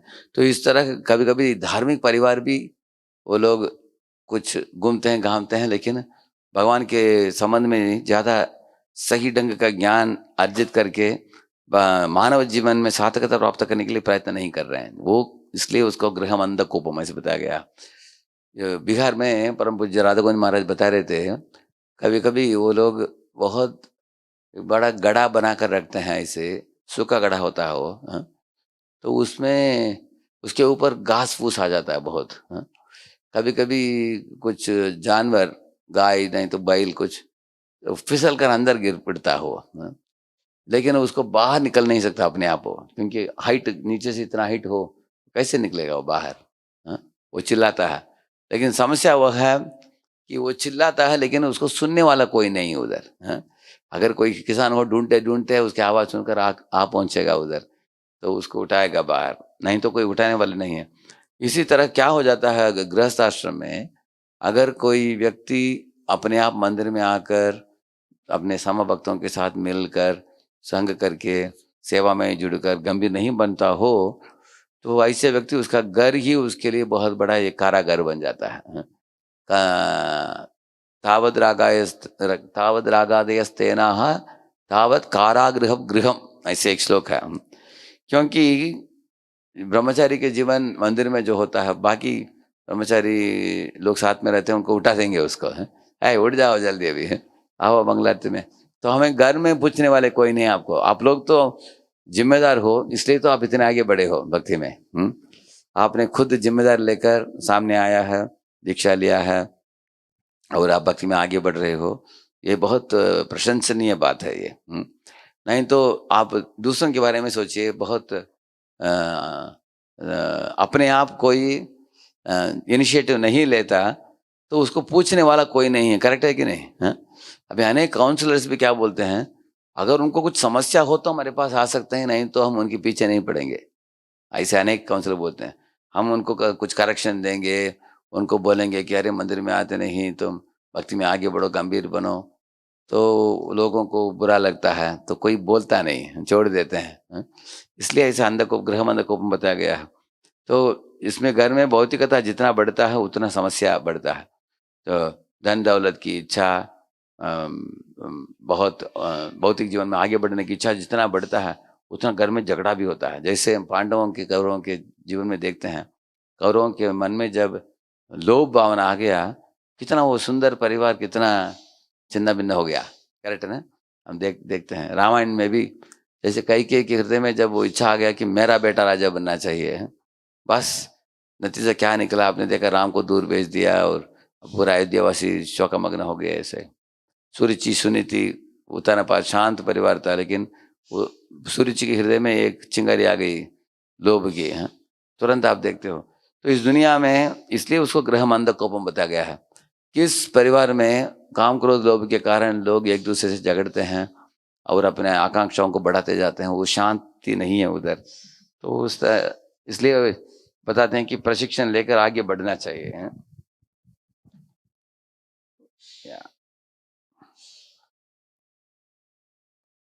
कौन वर्त तृष्णाम विसृजेत कौन ना प्राणेभ्योऽपि या ईप्सितः प्राण यम क्रीणात्यसुभिप्रेष्ठैः यम कीर्णानि तस्करः सेवको वणिक्। कर सेवक को वणिक। धन इतना प्रिय होता है कि लोग इसे मधु से भी मीठा मानने लगते हैं। अतएव ऐसा कौन होगा जो धन संग्रह करने की तृष्णा का परित्याग कर सकता है, और वह भी गृहस्थ जीवन में?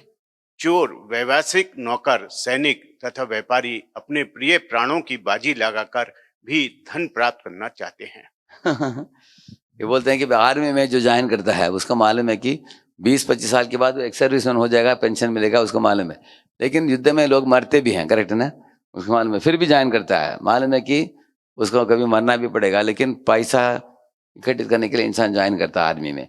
इसी तरह कोई समुद्र पार करके परदेश में जाकर धन दौलत इकट्ठित करके आता है। अभी एरोप्लेन में जाओ उसमें भी खतरा है, जहाज में जाओ उसमें भी खतरा है। इंसान को मालूम है, अनेक लोग मरे भी हैं, फिर भी इंसान जाएगा। प्रभु जी बोलते हैं समुद्र में डूब सकता है, फिर भी जाता है। तो क्योंकि पैसा बनाने के लिए जाता है, इसे बताते हैं। इस तरह चोर किसी के घर के दीवार के ऊपर चढ़कर कूदता है, कभी उसका टांग टूट जाता है, नहीं तो कुत्ते काटते हैं, फिर भी वो यत्न करता है क्योंकि पैसे की लोभ है, ऐसे बताते हैं।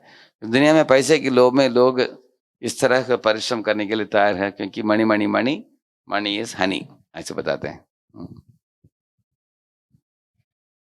इधर बताते हैं, इस श्लोक में इंगित किया गया है कि धन किस तरह प्राणों से भी प्रिय है, हो सकता है जीव को। एक्चुअली प्राणों से प्रिय कौन होना चाहिए? प्राणों से प्यारा गोविंद बोलो रे, सुना आपने? जय गोपाल जय गोपाल, जय राधा वर दीना दयाल, नैनों की तारा गोविंद बोलो रे। ऐसे गीत है, उसमें कृष्ण ही हमारे नैनों की तारा है, कृष्ण ही हमारे प्राणों से प्यारा है। फिर भी जब उनको भूल जाते हैं तो उनके स्थान में क्या आ जाता है? पैसे ही भगवान बन जाता है लोगों का इस दुनिया में। पैसे के पीछे इंसान पड़ता है और इसके कारण अनेक दुखों को सामना करता है। इस तरह बताते हैं, अलग अलग उदाहरण बताते हैं प्रहलाद जी। कथम प्रियाया अनुकंपिताया संगम रहस्यम रुचिरांश्च मंत्रान्, सुहृत्सु तत्स्नेहि स्नेहसितः शिशूनां, कलाक्षराणामनुरक्तचित्तः, पुत्रान् स्मरंस्ता दुहितृहृदया,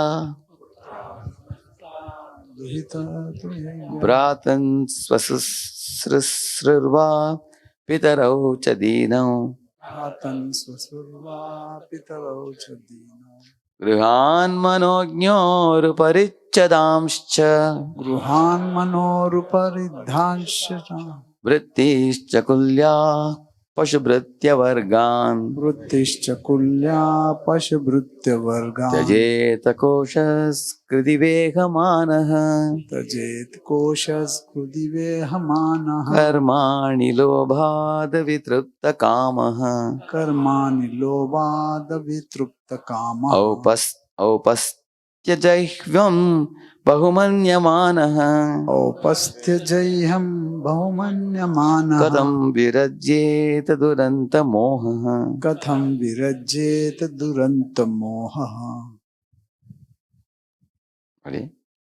भला ऐसा मनुष्य जो अपने परिवार के प्रति अत्यधिक स्नेहिल हो और जिसके हृदय में सदैव उनकी आकृतियां रहती हों, वह किस तरह उनका संग छोड़ सकता है? विशेषकर पत्नी सदैव अत्यंत दयालु तथा सहानुभूतिपूर्ण होती है और अपने पति को सदैव एकांत में प्रसन्न करती है। भला ऐसा कौन होगा जो ऐसी प्रिय तथा स्नेहिल पत्नी की संगति का त्याग करता हो? छोटे छोटे बालक तोतली बोली बोलते हैं जो सुनने में अत्यंत मधुर लगती है, और उनके पिता सदैव उनके मधुर शब्दों के विषय में सोचते रहते हैं। यह भला उनका संग किस तरह छोड़ सकता है? किसी भी मनुष्य को अपने वृद्ध माता पिता, अपने पुत्र तथा पुत्रियां भी अत्यंत प्रिय होती हैं। इधर खास बताया गया है कि पहले बताया उन्होंने पत्नी के बारे में, उसके बाद बच्चों के बारे में बोला। तोतली बोली बोलते हैं बच्चे, वो बहुत मधुर लगता है पिताजी को। माता को। और आगे बताते हैं बेटी के बारे में, क्योंकि पिताजी बेटी से ज्यादा प्रेम करते हैं। कारण क्या है, वो उसको जैसे आंखें पलक आंखों को सुरक्षा प्रदान करते हैं, इस तरह बेटी को बचपन से उन्होंने बड़ा किया, ताकि किसी दूसरे व्यक्ति से उनका शोषण ना हो, उनका उनको कुछ प्रॉब्लम ना हो। तो विवाह के बाद पिताजी को डर होता है कि वो ससुराल में जाकर उसको लोग सही ट्रीटमेंट देना चाहिए, है? उसका गलत ट्रीटमेंट नहीं हो। अपने बेटी को हम लोग जैसे जिस तरह हमने उसको संभाला, इसी तरह वो लोग संभालेंगे क्या, ये डर होता है।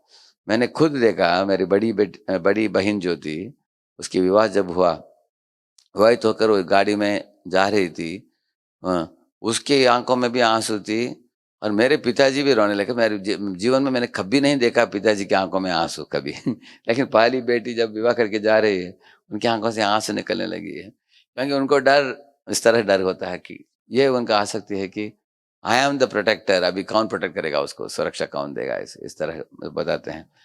हम भागवत में भी पढ़ते हैं, जब देवहूति की विवाह होती है कर्दमुनि के साथ, तब उनके पिता, देवहूति के पिताजी जो स्वयंभू मनु, अपने बच्चे को आलिंगन करके उनके सर के ऊपर अपने अश्रु बहाते हैं, और 2 शब्द कहते हैं, हे वत्स, हे अम्बे, ऐसे बुलाते हैं। अम्बे का मतलब है अम्मा, अम्मा का मतलब है हे माते, और हे वत्स, हे बच्चे, ऐसे बुलाते हैं उसको। और उसको बहुत सोना चांदी इत्यादि का आभूषण देकर उसको सौंपाते हैं, कन्यादान देते हैं उसको, कर्दमुनि को, ऐसे आप देखेंगे। तो इस तरह हम लोग इस दुनिया में जन्म लेते समय एक ही आसक्ति होता है अपने माँ से। उसके बाद धीरे धीरे हम देखते हैं कोई पुरुष आ रहा है, जा रहा है, मेरे माँ को कुछ दे रहा है, माँ को पूछते हैं ये कौन आ रहा है, बोले कि तुम्हारे पिता है। तभी दूसरा आसक्ति आता है उसके बाद। और उसके बाद भाई बहन के साथ आसक्ति होता है, 3-4 हो सकता है परिवार में, और आपका 20 साल गुजर जाता है इसे। उसके बाद जब विवाह होता है आपको, तब 5वां एक नया संबंध जुड़ता है, और उसके बाद अगर 4 बच्चे होते हैं तो और 4 जुड़ गया, और उनका अगर विवाह होकर उनके भी बच्चे हो गए, उनके 2-2 4-4 बच्चे हो गए ऐसे, तो आपके पास अभी 25, 30, 40 आसक्तियां हमारे अंदर। तब क्या होता है, किसी का कुछ प्रॉब्लम हो गया कहीं तो तुरंत कनेक्शन है, सबके साथ कनेक्शन, करेक्ट है कि नहीं? कोई हो सकता है ऑस्ट्रेलिया में, लंदन में, कोने कोने में हो सकते हैं, लेकिन फोन कॉल आ जाता है कि उनको ऐसा कुछ प्रॉब्लम हुआ है, तो चिंता शुरू हो जाता है। तो इस तरह जीव आता है एक आसक्ति के साथ, लेकिन उसको मल्टीप्लाई कर देता है, उसको बढ़ा देता है, 40-50 हो जाता है। तो इसके कारण क्या होता है, हम लोग चिंता इतना होता है कि जब करते समय भी उनकी तबीयत का चिंता होता है। कभी कभी इस दुनिया में कुछ व्याधियां होते हैं जो इरिवर्सिबल व्याधि है, जैसे किसी ने कीमियोथेरेपी लिया, डॉक्टर बोलते कि 2 साल टिकेंगे, नहीं तो 4 साल टिकेंगे। हमको मालूम भी है कि ये टिकेंगे नहीं, फिर भी हमको मन में विचार आता है कि क्यों और 20 साल रहेंगे तो अच्छा होगा, और 30 साल रहेंगे तो अच्छा होगा, ये क्यों हुआ। तो जपा करते समय भी वो डिस्टर्बेंस आता है। तो इस तरह यही बता रहे हैं, एक उदाहरण दे रहे हैं इधर कि कैसे एक कुकुन होता है, हिंदी में पता नहीं क्या बोलते हैं उसको, कुकुन को, उसके अंदर जो कीड़ा होता है, रेशम की कीड़ा होता है, कोश बोलते हैं उसको, करेक्ट, कोश। अभी कोश के अंदर रहता है वो कीड़ा है, और बाद में बाहर आता है, करेक्ट है ना? तो ये जो रेशम का कीड़ा होता है, उसके मुख से कुछ द्रव निकलता है, ऐसे द्रव निकलते निकलते निकलते उसके ऊपर वही कोश बनता है। तो ये रेशम के कीड़े को लगता है कि ये तो इतना मुलायम पदार्थ निकल रहा है मेरे मुंह से, कुछ प्रॉब्लम नहीं। लेकिन बाद में वो सूख जाता है, जैसे सीमेंट जो है मुलायम अवस्था में भी होता है, बाद में सूख जाता है। सूखने के बाद ये एकदम हार्ड हो जाता है। तब रेशम के कपड़े को पता चलता है, रेशम की जो कीड़ा है वो, उसको पता चलता है कि मैं अभी बाहर नहीं आ पा रहा हूँ, अंदर फंस गया मैं। ये उदाहरण दे रहे हैं प्रहलाद। क्या, क्यों उदाहरण दे रहे हैं, कोई बता सकते हैं क्या? कोई क्यों ये रेशम के कीड़े का उदाहरण दे रहे हैं? वो हम भी इसी तरह अपने जीवन में अपने परिवार से, माइक में हम भी इसी तरह अपने परिवार से आसक्त हो जाते हैं, और अंत में उससे निकलना बहुत मुश्किल होता है। परिवार से आसक्ति हो जाती है। ये सही है, थोड़ा और उसको ऐड करना पड़ेगा, क्यों? उसके मुख से द्रव निकलता है, और वो ही उसके ऊपर एक हार्ड शेल बन जाता है, वही ऐसे बताते हैं। वो क्यों बताते हैं? ये प्रभु जी बोलना चाहते हैं। हरे कृष्ण। अपनी तो आसक्तियां है, वो आसक्ति में अपन पूरे बन जाते हैं, हाँ फिर बाहर नहीं निकल सकते, हाँ, वो आसक्ति हमसे ही निकलता है। हमसे नहीं। हाँ, ये पॉइंट है। एक बार बुद्ध अपने शिष्यों के साथ जा रहे थे, वो लोगों ने देखा कि एक आदमी एक गाय को उसके गले में रस्सी बांधकर खींच कर जा रहा था। तो बुद्ध ने देखा, शिष्यों को पूछा कि बताओ कौन किसका सेवक है। तो शिष्य ने बोला कि वो गाय वो किसान का वो सेवक है, किसान का गुलाम है गाय। वो बोले नहीं, वो जो किसान वो जो है वो गाय का वो गुलाम है, ऐसे बोले वो। शिष्य ने पूछा कैसे। तो उन्होंने बोला एक ब्लेड लेकर जाओ, उसके गाय और उस आदमी के बीच में जो रस्सी है ना उसको काट दो। तो एक शिष्य गया, उसको काट दिया। काटने के बाद गाय दूसरी दिशा में भागने लगी और ये आदमी पीछे पीछे भागा हो। तब बुद्ध ने पूछा अभी देखो कौन किसके पीछे भाग रहा है, देखो अभी ऐसे बोला। इसलिए आसक्ति इंसान के हृदय में है, गाय की ओर। गाय उससे आसक्त नहीं है, गाय भाग रही दूसरी दिशा में। इस तरह बुद्ध ने बोला कि इस दुनिया के अनेक भौतिक आसक्तियों को हम अपने मन में रख कर हम उनको छोड़ नहीं रहे हैं, लेकिन वो हमारे साथ नहीं है, वो हम उनके ऊपर पकड़ रखते हैं। इसके कारण हमारे चिंताएं बढ़ते हैं। अगर हम लोग समझ जाते हैं कि मेरा संबंध इस दुनिया के साथ नहीं, मेरा संबंध भगवान के साथ है। एक उदाहरण देंगे इसके लिए। अगर कोई बच्चा माता पिता के साथ अपनी गाड़ी में जाता है, बोलता है माता पिता को मुझे बाहर छोड़िए, मैं समुद्र के किनारे में कुछ मिट्टी से ये बनाते हैं, क्या बोलते हैं उसको, हाँ केला बनाते हैं, ऐसे मैं बनाना चाहता हूँ। माँ बाप छोड़ते हैं उसको, बेटा पानी में मत जाओ बाहर कर। तो वो करता है, लेकिन कभी कभी पानी की लहरें आकर उसको मिटा देते हैं, उसको रोता है वो। तो बाद में माता पिता बोलते हैं बच्चे को, बच्चा अभी रात हो गया, अभी 7 बज गया, अभी अंधेरा छा गया, अभी चलो घर जाते हैं। तो माता पिता के साथ चले जाता है वो, करेक्ट है ना। तो उसका संबंध क्या समुद्र के किनारे के साथ है? नहीं, तो उसका संबंध माता पिता के साथ है। बताइए, माता पिता के साथ माता पिता उनका के साथ संबंध नहीं। है। हम लोगों का संबंध राधा वृंदावन चंद्र के साथ है।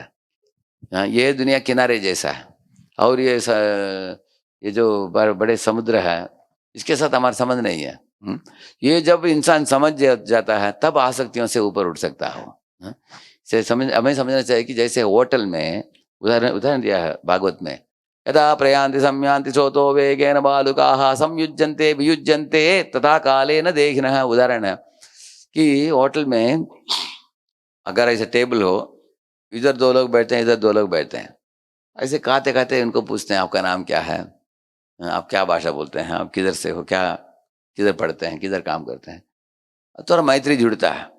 और उसके बाद हाथ धोकर हम अपने घर जाते हैं, वो अपना घर जाता है, चले जाते हैं ना। ऐसे इसी तरह भागवत के अंदर बताया गया कि ये जीव जब इस दुनिया में आते हैं, ये कैसे आते हैं, उदाहरण दिया है जैसे कभी पेड़ से पत्ते नदी में गिरते हैं, तो कभी कभी 4-5 पत्ते जुड़ कर जाते हैं ऐसे, और उसके बाद वो बिछड़ कर और अलग अलग झुंड के साथ जुड़ जाते हैं, वो इसके साथ नहीं रहते। इस तरह आत्मा भी, एक आत्मा माता बनता है, एक आत्मा पिता बनता है, एक आत्मा बेटा बनते है, बेटी बनते, कुत्ता बनता है एक ही घर में। तो 4-5 लोग साथ में रहते हैं, थोड़ा साल 60-70 साल जाते हैं वो लोग।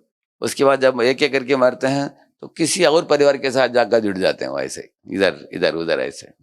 तो इसलिए हमारा संबंध अलग अलग परिवारों के साथ जो हम जोड़ते हैं वो टेम्पररी है, ये बात भागवत में बताया गया है। लेकिन हमारा संबंध भगवान के साथ शाश्वत है। ममेवांशो जीवलोके जीवभूत सनातन है, ये 15 पॉइंट्स में बताते हैं। तो जो व्यक्ति इस भगवान के साथ संबंध को मजबूत बना देता है, वो ये कीड़ा जो रेशम के कीड़े जैसे नहीं बनता वो। इसलिए अम्बरीश का उदाहरण दिया मैंने, असद अकरोन असन्मतिम, वो समझ गया अम्बरीश की मेरा संबंध कृष्ण के साथ है, ये परिवार जो भगवान ने दिया है मुझे, इनको संभालना मेरा कर्तव्य है, मैं संभालूंगा। क्योंकि आप लोग जो बैठे हो इधर, आपके पास भगवान ने कुछ सौंपाया है एक परिवार को, तो परिवार के सदस्यों को आपको कैसे देखना चाहिए? आपको देखना चाहिए कि ये बीवी है, ये बच्चे हैं, ये सब भगवान ने इन जीवात्माओं को मेरे पास सौंपाया है, तो इनको संभालना, इनके लिए रोटी कपड़ा मकान इनकी व्यवस्था करना, इनको भक्ति में आगे बढ़ने के लिए सुविधा प्रदान करना। जैसे मैं मंदिर का अध्यक्ष हूँ, तो मेरा कर्तव्य है कि इस मंदिर में जो भी आकर आश्रय लेते हैं उनके आध्यात्मिक विकास के लिए कुछ मार्ग बनाना है? और हर एक के लिए physical, emotional, intellectual, spiritual support counsellor system के द्वारा दिया जाता है, करेक्ट है ना? हाँ? तो इस तरह हमारे पास जो भी भगवान ने दिया है जीवात्माओं को, उनको भगवान की ओर लेके जाना चाहिए, हम भी जाना चाहिए आगे, यही इतना ही करना हमको। लेकिन हमें समझना चाहिए कि इनके साथ संबंध हमारा इस दुनिया में है और बाद में अलग अलग परिवारों में हम घूमते रहते हैं जीव। और उसका भी एक उदाहरण दिया है, जैसे करेंसी नोट आपके पॉकेट में हमेशा नहीं रहेगा, वो दुकान में जाकर देते हैं, वो किसी के पास चला जाता है, उधर से और किसी के पास और किसी के पास, ऐसे चला जाता है ना, अलग अलग घर में जाता है करेंसी नोट। कुछ लोग करेंसी नोट के ऊपर साइन करके रखते हैं साइन करने से क्या रहेगा क्या वो सिर्फ साइन डालने से होता नहीं, वो किसी के पास चला जाएगा वो। इस तरह हम हमारे परिवार के सदस्यों को किसी को भी पकड़कर अपने पास हमेशा के लिए नहीं रख सकते। वो लोग अलग अलग जीवात्मा अपने अपने प्रारब्ध कर्म के अनुसार चलता जाएगा वो। इसलिए शाश्वत संबंध जो कृष्ण के साथ है उसको मजबूत करो, उससे हम अनासक्त हो सकते हैं, यही पॉइंट है। पढ़िए आगे, जिधर छोड़ा आपने।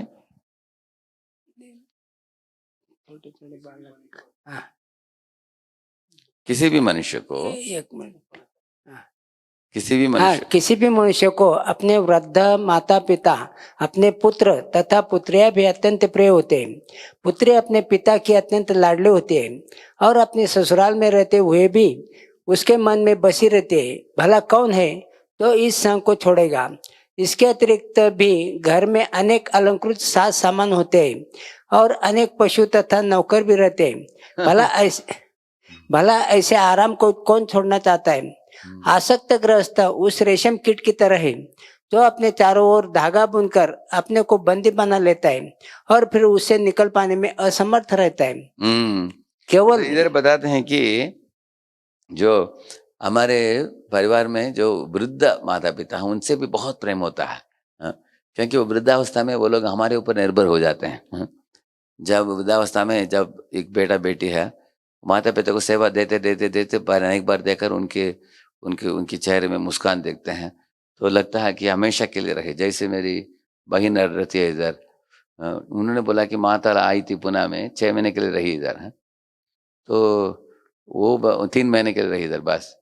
तो जब चली गई माँ, तो अब मेरी बहन इतना रो रही थी, बोले कि मैं माँ से इतना बात करना चाहती थी, और 10-20 साल हमारे साथ रहना था उनको, हमने मुझे बोले बिना चली गई है, ऐसे बोले। मैंने बोला कोई बोलता नहीं इस दुनिया में जब समय आ जाता है निकल जाते हैं, एक शरीर छोड़कर दूसरे शरीर में उनको जाना है ऐसे। तो क्योंकि हम जितना उनके साथ इंटरेक्शन किया है उतना संबंध भी घनिष्ठ हो जाता है, ऐसे यही बता रहे हैं। और आगे बताते हैं कि इसको कौन छोड़ सकता है ऐसे। इतना ही नहीं, घर में कभी कभी कुर्सी होता है, सोफा होता है, उससे भी आसक्ति होता है। गांव में आप देखेंगे गायों को नाम भी देते हैं, सुमति, लक्ष्मी, सरस्वती का आपने। अब गाय रहती है 15 साल के लिए, उसके बाद अब गुजर जाती है, लोग रोते हैं, क्योंकि इस तरह पालतू कुत्ता होता है, उसके साथ संबंध जुड़ जाता है। तो इस तरह घर में रहने वाले जानवर, नौकर चाकर भी, कुछ नौकर लोग, उनका बेटा अगले पीढ़ी का नौकर बनेगा वो उसी घर में। देखा आपने, कभी कभी जनरेशन आफ्टर जनरेशन वो लोग बनते हैं ऐसे, आप देखिए। तो उनके साथ भी संबंध जुड़ जाता है। और नौकर लोगों को नौकर के समान ट्रीटमेंट नहीं देते हैं। गांव में आप देखेंगे उनको परिवार के एक सदस्य जैसे हो जाते हैं वो लोग ऐसे। तो वही बता रहे हैं कि घनिष्ठता जितना बढ़ेगा उतना हम लोगों के हृदय में, जैसे इंसान एक अपने पॉकेट में एक पर्स रखता है, और पर्स को खोल कर देखेंगे उधर जिन जिन लोगों से अटैचमेंट है उनका फोटो रहता है, देखा आपने। तो या तो पर्स में रहता है, नहीं तो हृदय में रहता है, करेक्ट है ना? वही बता रहे हैं प्रहलाद ऐसे। पढ़िए आगे। केवल 2 इंद्रियों शिश्न तथा जिह्वा की तुष्टि के लिए मनुष्य भौतिक दशाओं से बन जाता है। कोई इनसे बच सकता है, कोई इनसे कैसे बच सकता है, ऐसे पूछते हैं। पढ़िए। हाँ, गृहस्थी में पहला आकर्षण सुंदरी तथा मधुर भाषणी पत्नी है, तो गृहस्थी के आकर्षण को बढ़ाने वाले होते हैं। मनुष्य को अपनी पत्नी का आनंद 2 प्रमुख इंद्रियों से मिलता है, जीभ से तथा शिश्न से। स्त्री अत्यंत मीठे स्वर से बोलती है, यह निश्चय ही आकर्षण है। फिर वह सुखद भोजन तैयार करते हैं जिससे जीभ तृप्त होती है, और जीभ तृप्त हो जाने पर जिनमें शिश्न विशेष है को बल प्राप्त होता है। इस प्रकार पत्नी मैथुन में आनंद प्रदान करते। गृहस्थ जीवन का अर्थ है विषय जीवन। यन मैथुनादि ग्रह में सुखम ही तुच्छम। यह सब जीव द्वारा प्रोत्साहित है। फिर संतानें उत्पन्न होते। बच्चा अपनी तोतली बोली से आनंद प्रदान करता है। और जब लड़के लड़कियां बड़े हो जाते तो मनुष्य उनकी शिक्षा तथा विवाह में व्यस्त हो जाता है। फिर अपने माता पिता भी होते हैं जिनकी देखरेख करनी होती है। और मनुष्य सामाजिक वातावरण में तथा अपने भाई बहनों को प्रसन्न करने में लग जाता है। वह घरेलू कामकाज में इस तरह व्यस्त हो जाता है कि उन्हें छोड़ पाना असंभव हो जाता है। इस प्रकार गृहस्थी ग्रहम अंधकूपम अर्थात वह अंधा कुआं बन जाती है जिसमें मनुष्य गिर जाता है। ऐसे व्यक्ति के लिए उसमें से निकल पाना तब तक मुश्किल रहता है जब तक कोई बलवान मनुष्य अर्थात गुरु उसकी सहायता न करे, क्योंकि गुरु आध्यात्मिक उपदेश की रस्सी से पतित मनुष्य की सहायता करता है। पतित मनुष्य को चाहिए कि इस रस्सी का सहारा ले और तब गुरु या भगवान कृष्ण उसे अंधकूप से बाहर निकाल लेंगे। हाँ, तो इस तरह अनेक आसक्तियों का सुंदर तरीके से वर्णन किया गया है इधर, कैसे धीरे धीरे धीरे उब जाते हैं लोग, उसमें डूब जाते हैं। तो गुरु जो वो व्यक्ति होते हैं, गु का मतलब है अंधकार, रु का मतलब है उसको मिटाने वाला। गु रु का मतलब जैसे एक अंधेरे कमरे में ट्यूबलाइट को जलाया गया, तुरंत जब जलाते हैं तब अंधकार मिट जाता है, वो गुरु होते हैं। तो गुरु के संबंध में देवहूति बोलती है दुष्पार अस्याद्य पारगम बोलती है। पारगम का मतलब है आप एक नाव हो जिसमें हम शांति से बैठ सकते हैं और हमको संसार सागर को पार करके आप उस किनारे में हमको पहुंचा दोगे जो आध्यात्मिक दुनिया है। यह भी गुरु को पारगम कहा गया। और गुरु को सच्चक्षु बोलती है वो। सच्चक्षु का मतलब है आप एक दिव्य आंख है हमको दिया है, जैसे चक्षुदान दिलो जय जन्म जन्म प्रभु से। तो ये आंख प्राप्त होने के बाद हमारे नजर आ जाता है तो हम सही जानकारी मिल जाता है क्या सही है क्या गलत है। आंख देने वाले होते हैं गुरु। गुरु को और एक उदाहरण देती है वो संसार स्वभृत्य संसार तरो कुठारम बोलती है। आप एक ये है कुल्हाड़ी हो जिससे हम उल्टा जो पेड़ है भौतिक दुनिया जो 15वां अध्याय में गीता में बताया गया ऊर्ध्व मूलम अधशाखम, उसको काट सकते हैं, काट कर हम भगवत नाम लौट सकते हैं। तो ऐसे आप गुरु एक कुठार हो, आप ऐसे बताती है कुल्हाड़ी हो आप। तो इस तरह हमारे जीवन में जब गुरु आ जाते हैं, या तो दीक्षा गुरु, नहीं तो दीक्षा गुरु के बाद अनेक शिक्षा गुरुओं से हम लोग प्रेरणा लेते हैं, तो उसके द्वारा हम लोग आध्यात्मिक जीवन में मजबूत बनकर हम इस तरह के अनेक आसक्तियों से मन को ऊपर उठा सकते हैं। इसके लिए सर्वप्रथम चीज, सरल चीज प्रभुपाद जी ने बताया भक्तों को कि हम लोग घरेलू काम जो होता है उसकी जिम्मेदारी को बेटा बेटी को सौंपाना चाहिए। वो क्योंकि वो बड़े हो गए हैं, वो 20-25 के हो गए, तो उनको हम सौंपाएंगे तब घर में शांति के साथ सब चलेगा। बड़े होने के बाद बच्चे भी लेना चाहते हैं जिम्मेदारी, उनको दे सकते हैं। और हमारे कंपनी भी हमको रिटायर करता है ताकि हमको पेंशन आता है। अभी उस बहुमूल्य समय जो है golden period of your life जो 50 से 80 है, नहीं तो 50 से 90, ये जो साल है 30-40 साल, इसका सदुपयोग हम अच्छा कर सकते हैं। अब देखेंगे प्रभुपाद जी भी, उनके 5 बेटे थे उनके प्रभुपाद जी के, उनको बड़ा किया प्रभुपाद जी ने, तो बिजनेस भी करते गए। दिया उन्होंने, उनके गुरु ने एक आदेश उनको 1922 में दिया, करेक्ट ना? उस समय प्रभुपाद जी का उम्र था 26 था प्रभुपाद जी की उम्र। तब एक छोटे बेटे के साथ गए थे, उनका वृंदावन डे जो होता है ना थॉट। तब प्रभुपाद जी गुरु को मिलने के बाद सोचा कि अगर मैं नहीं विवाह किया होता तो मैं तुरंत गुरु के मिशन में शामिल होता था मैं, लेकिन अभी मेरे बच्चे हो गए, मैं विवाह हो गया, मैं क्या करूं? ये आदेश दे रहे हैं लेकिन टाइम नहीं मेरे पास, फुल बिजनेस भी करना पड़ता है मुझे, क्या करूं सोच रहे थे। धीरे धीरे और बच्चे हुए, 5 बच्चे हुए। लेकिन आप देखेंगे प्रभुपाद जी परिवार को चलाने के साथ साथ लाइफ टाइम इन प्रिपरेशन वो भी किया, उन्होंने तैयारी किया भविष्य में इसको पूर्ति करने के लिए। तो 50 साल के बाद आप देखेंगे वानप्रस्थ लिया, बैक टू गॉड मैगजीन छापा, और धीरे धीरे संन्यास लिया और अमेरिका गए। तो आप देखेंगे प्रभुपाद जी के 1965 का मतलब है उनका उम्र था 69, करेक्ट, लगभग 70। तो उसका मतलब है 1965 to 77 का मतलब 69 to 81, यही उम्र है प्रभुपाद जी की। ये उम्र में सारे दुनिया को नचा दिया उन्होंने। इसलिए हम जैसे वानप्रस्थ भक्तों के लिए इट इज वेरी आशादायक है, वो है, आशा प्रदायक है। क्योंकि कभी कभी हम लोग सोचते हैं कि अभी क्या है, मैं तो वृद्ध हो गया हूँ, अभी 50 हो गया, 60 हो गया, 70 हो गया, अभी क्या करेंगे। प्रभुपाद जी का एक्चुअल काम हुआ 70 के बाद। करेक्ट है।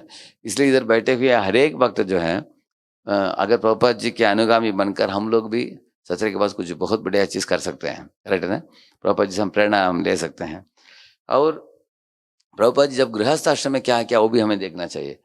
वो गुरु के मठ में जाते थे, बैठकर प्रवचन रेगुलर सुनते थे, मृदंग बजाते थे, अच्छा कीर्तन करते थे। तो अनेक बार सन्यासियों को, ब्रह्मचारियों को बाहर प्रचार के लिए लेके जाते थे, लेकिन वो लोग बोलने के लिए कुछ लोग सक्षम नहीं थे, संकोच करते थे। तो प्रभुपाद जी बोलते थे तुम ऊपर बैठो, उनको ब्रह्मचारी को ऊपर बिठा देते थे, खुद नीचे बैठते थे, और ये ब्रह्मचारी कीर्तन करता था और प्रवचन देते थे वो।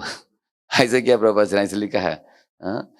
तो ऐसे प्रचार करके अनेक लोगों को जोड़ा उन्होंने। तो गुरु सब समझ गए कि ये बुद्धिमान है, भविष्य में जाकर कुछ बड़ा काम करेगा ऐसे। वैसे और बाद में बिजनेस में बहुत पैसा अर्जित करके डोनेशन देते थे, ताकि अपने गुरु के मठों में प्रचार काम और वर्धन हो। ऐसे सही समय पर संन्यास लिया, आप लोग जानते हैं। और तो हम प्रवचन को ये श्लोक में छोड़ेंगे, और अगले 14 श्लोक अगले बार पढ़ेंगे हम लोग मिलते समय। लेकिन आज के सत्र में हमने क्या सुना, इसका सारांश इस प्रकार है कि 100 साल में कैसे विभाजन होता है। टाइम बहुत कम मिलता है आध्यात्मिक जीवन के लिए, उसको जो भी मिलता है थोड़ा बहुत टाइम उसको हमें बर्बाद नहीं करना चाहिए, उसका सदुपयोग करना चाहिए। वो एक चीज़ हमने चर्चा की आज। और दूसरा चीज़ हमने चर्चा की, जब तक शरीर मजबूत है, हमें बुद्धिमत्ता है कि मनुष्य जीवन की मूल्य मालूम है हमको, तो तुरंत जग जाना चाहिए इंसान को। और हमारे सद्बुद्धि को इस्तेमाल करके भगवत धाम लौटने के लिए मार्ग बना लेना चाहिए। वो एक चीज़ सीखा हमने। और एक चीज़ हमने सीखा कि ये दुनिया संसार सागर बताया गया है, तो इस सागर से हम ऊपर अपने आप नहीं उठ सकते, हमें गुरु और कृष्ण के आश्रय लेकर हमें ऊपर उठना चाहिए। वो हमने पढ़ा। और अंत में हमें परिवार में कैसे आसक्तियाँ बढ़ती हैं, बचपन से लेकर मृत्यु की अवस्था तक धीरे धीरे धीरे मल्टीप्लाई हो जाता है। हमारे पास 2 उपाय है, या तो एक है उसमें एक रेशम के कीड़े जैसे फंस जाना, और दूसरा है हम गुरु की शक्ति, गुरु के आदेश इत्यादि को गंभीरता से लेकर उधर से निकल जाना, हम ऊपर उठ जाना है। इस तरह करके हम आसक्तियों से छूटकर हम भगवत धाम लौटने की मार्ग बना लेना, ये बुद्धिमत्ता है। तो इन चीज़ों को छोड़कर और कुछ बताया मैंने आज, किसी को याद है? यही पॉइंट्स है ना, ये मेन पॉइंट्स है। और 5 मिनट बाकी है, किसी को कुछ बोलना है? आप लोग कुछ बोलना चाहते हैं?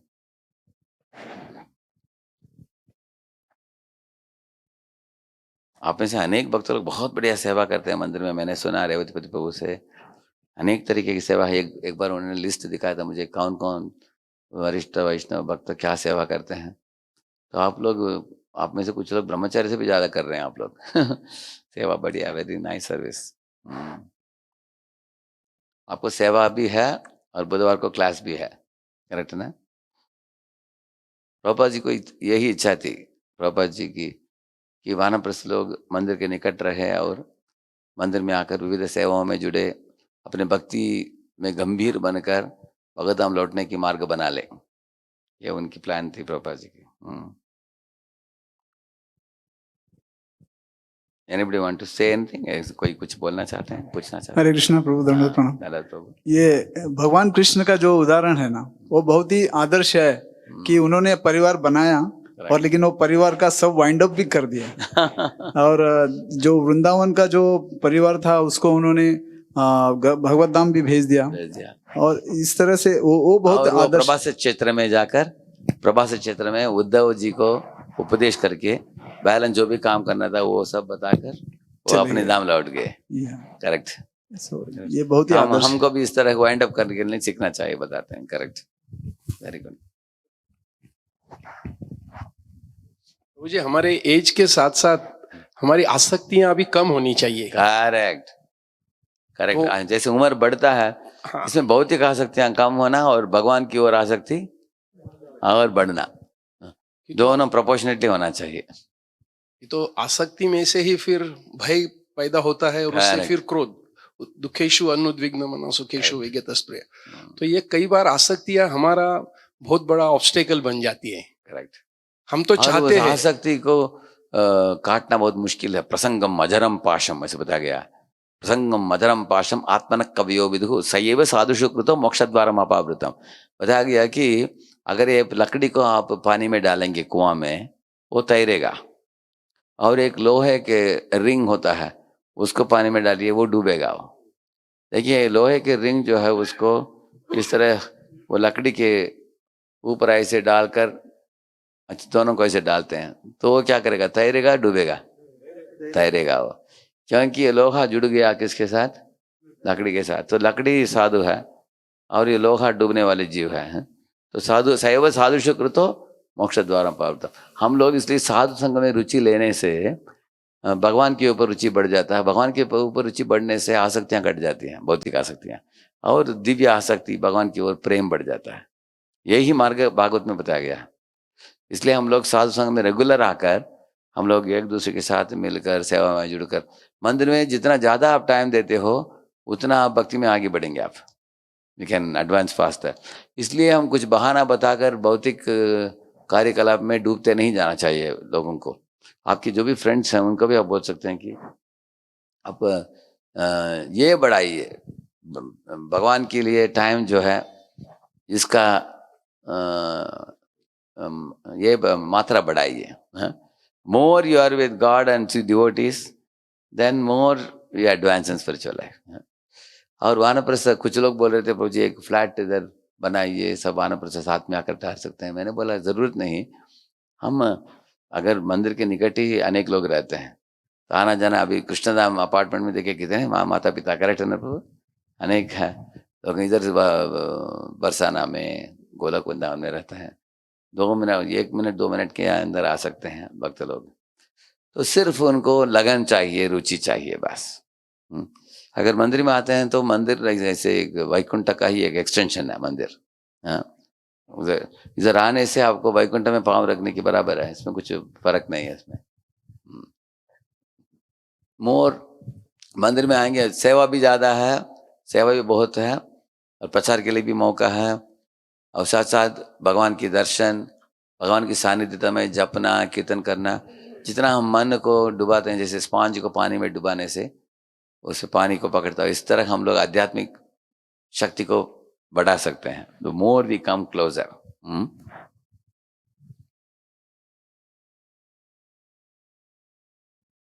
एक्चुअली अभी मैं हिंदी इंग्लिश दोनों नहीं कर पाए, हिंदी में करते गए। अभी who are all English group devotees here? English group कौन कौन है उसमें? 1 1 2 3 4 5 ओके। लेकिन इंग्लिश ग्रुप के भक्तों ने विनती की हमको सैटरडे चाहिए, उनको करेंगे तो वो लोग आएंगे, उनके लिए अलग करना पड़ेगा बाद में। Now I am doing only Hindi आजकल। या तो आप सब कितने भक्तों का भागवत का रेगुलर पढ़ाई चल रहा है आपका खुद का? You are reading Bhagavat? Very good. लगभग सब भक्त पढ़ रहे हैं। Very good, very nice, thank you. Srila Prabhupada की और भक्त वृंद की, ग्रंथराज श्रीमद् भागवतम की। Thank you very much.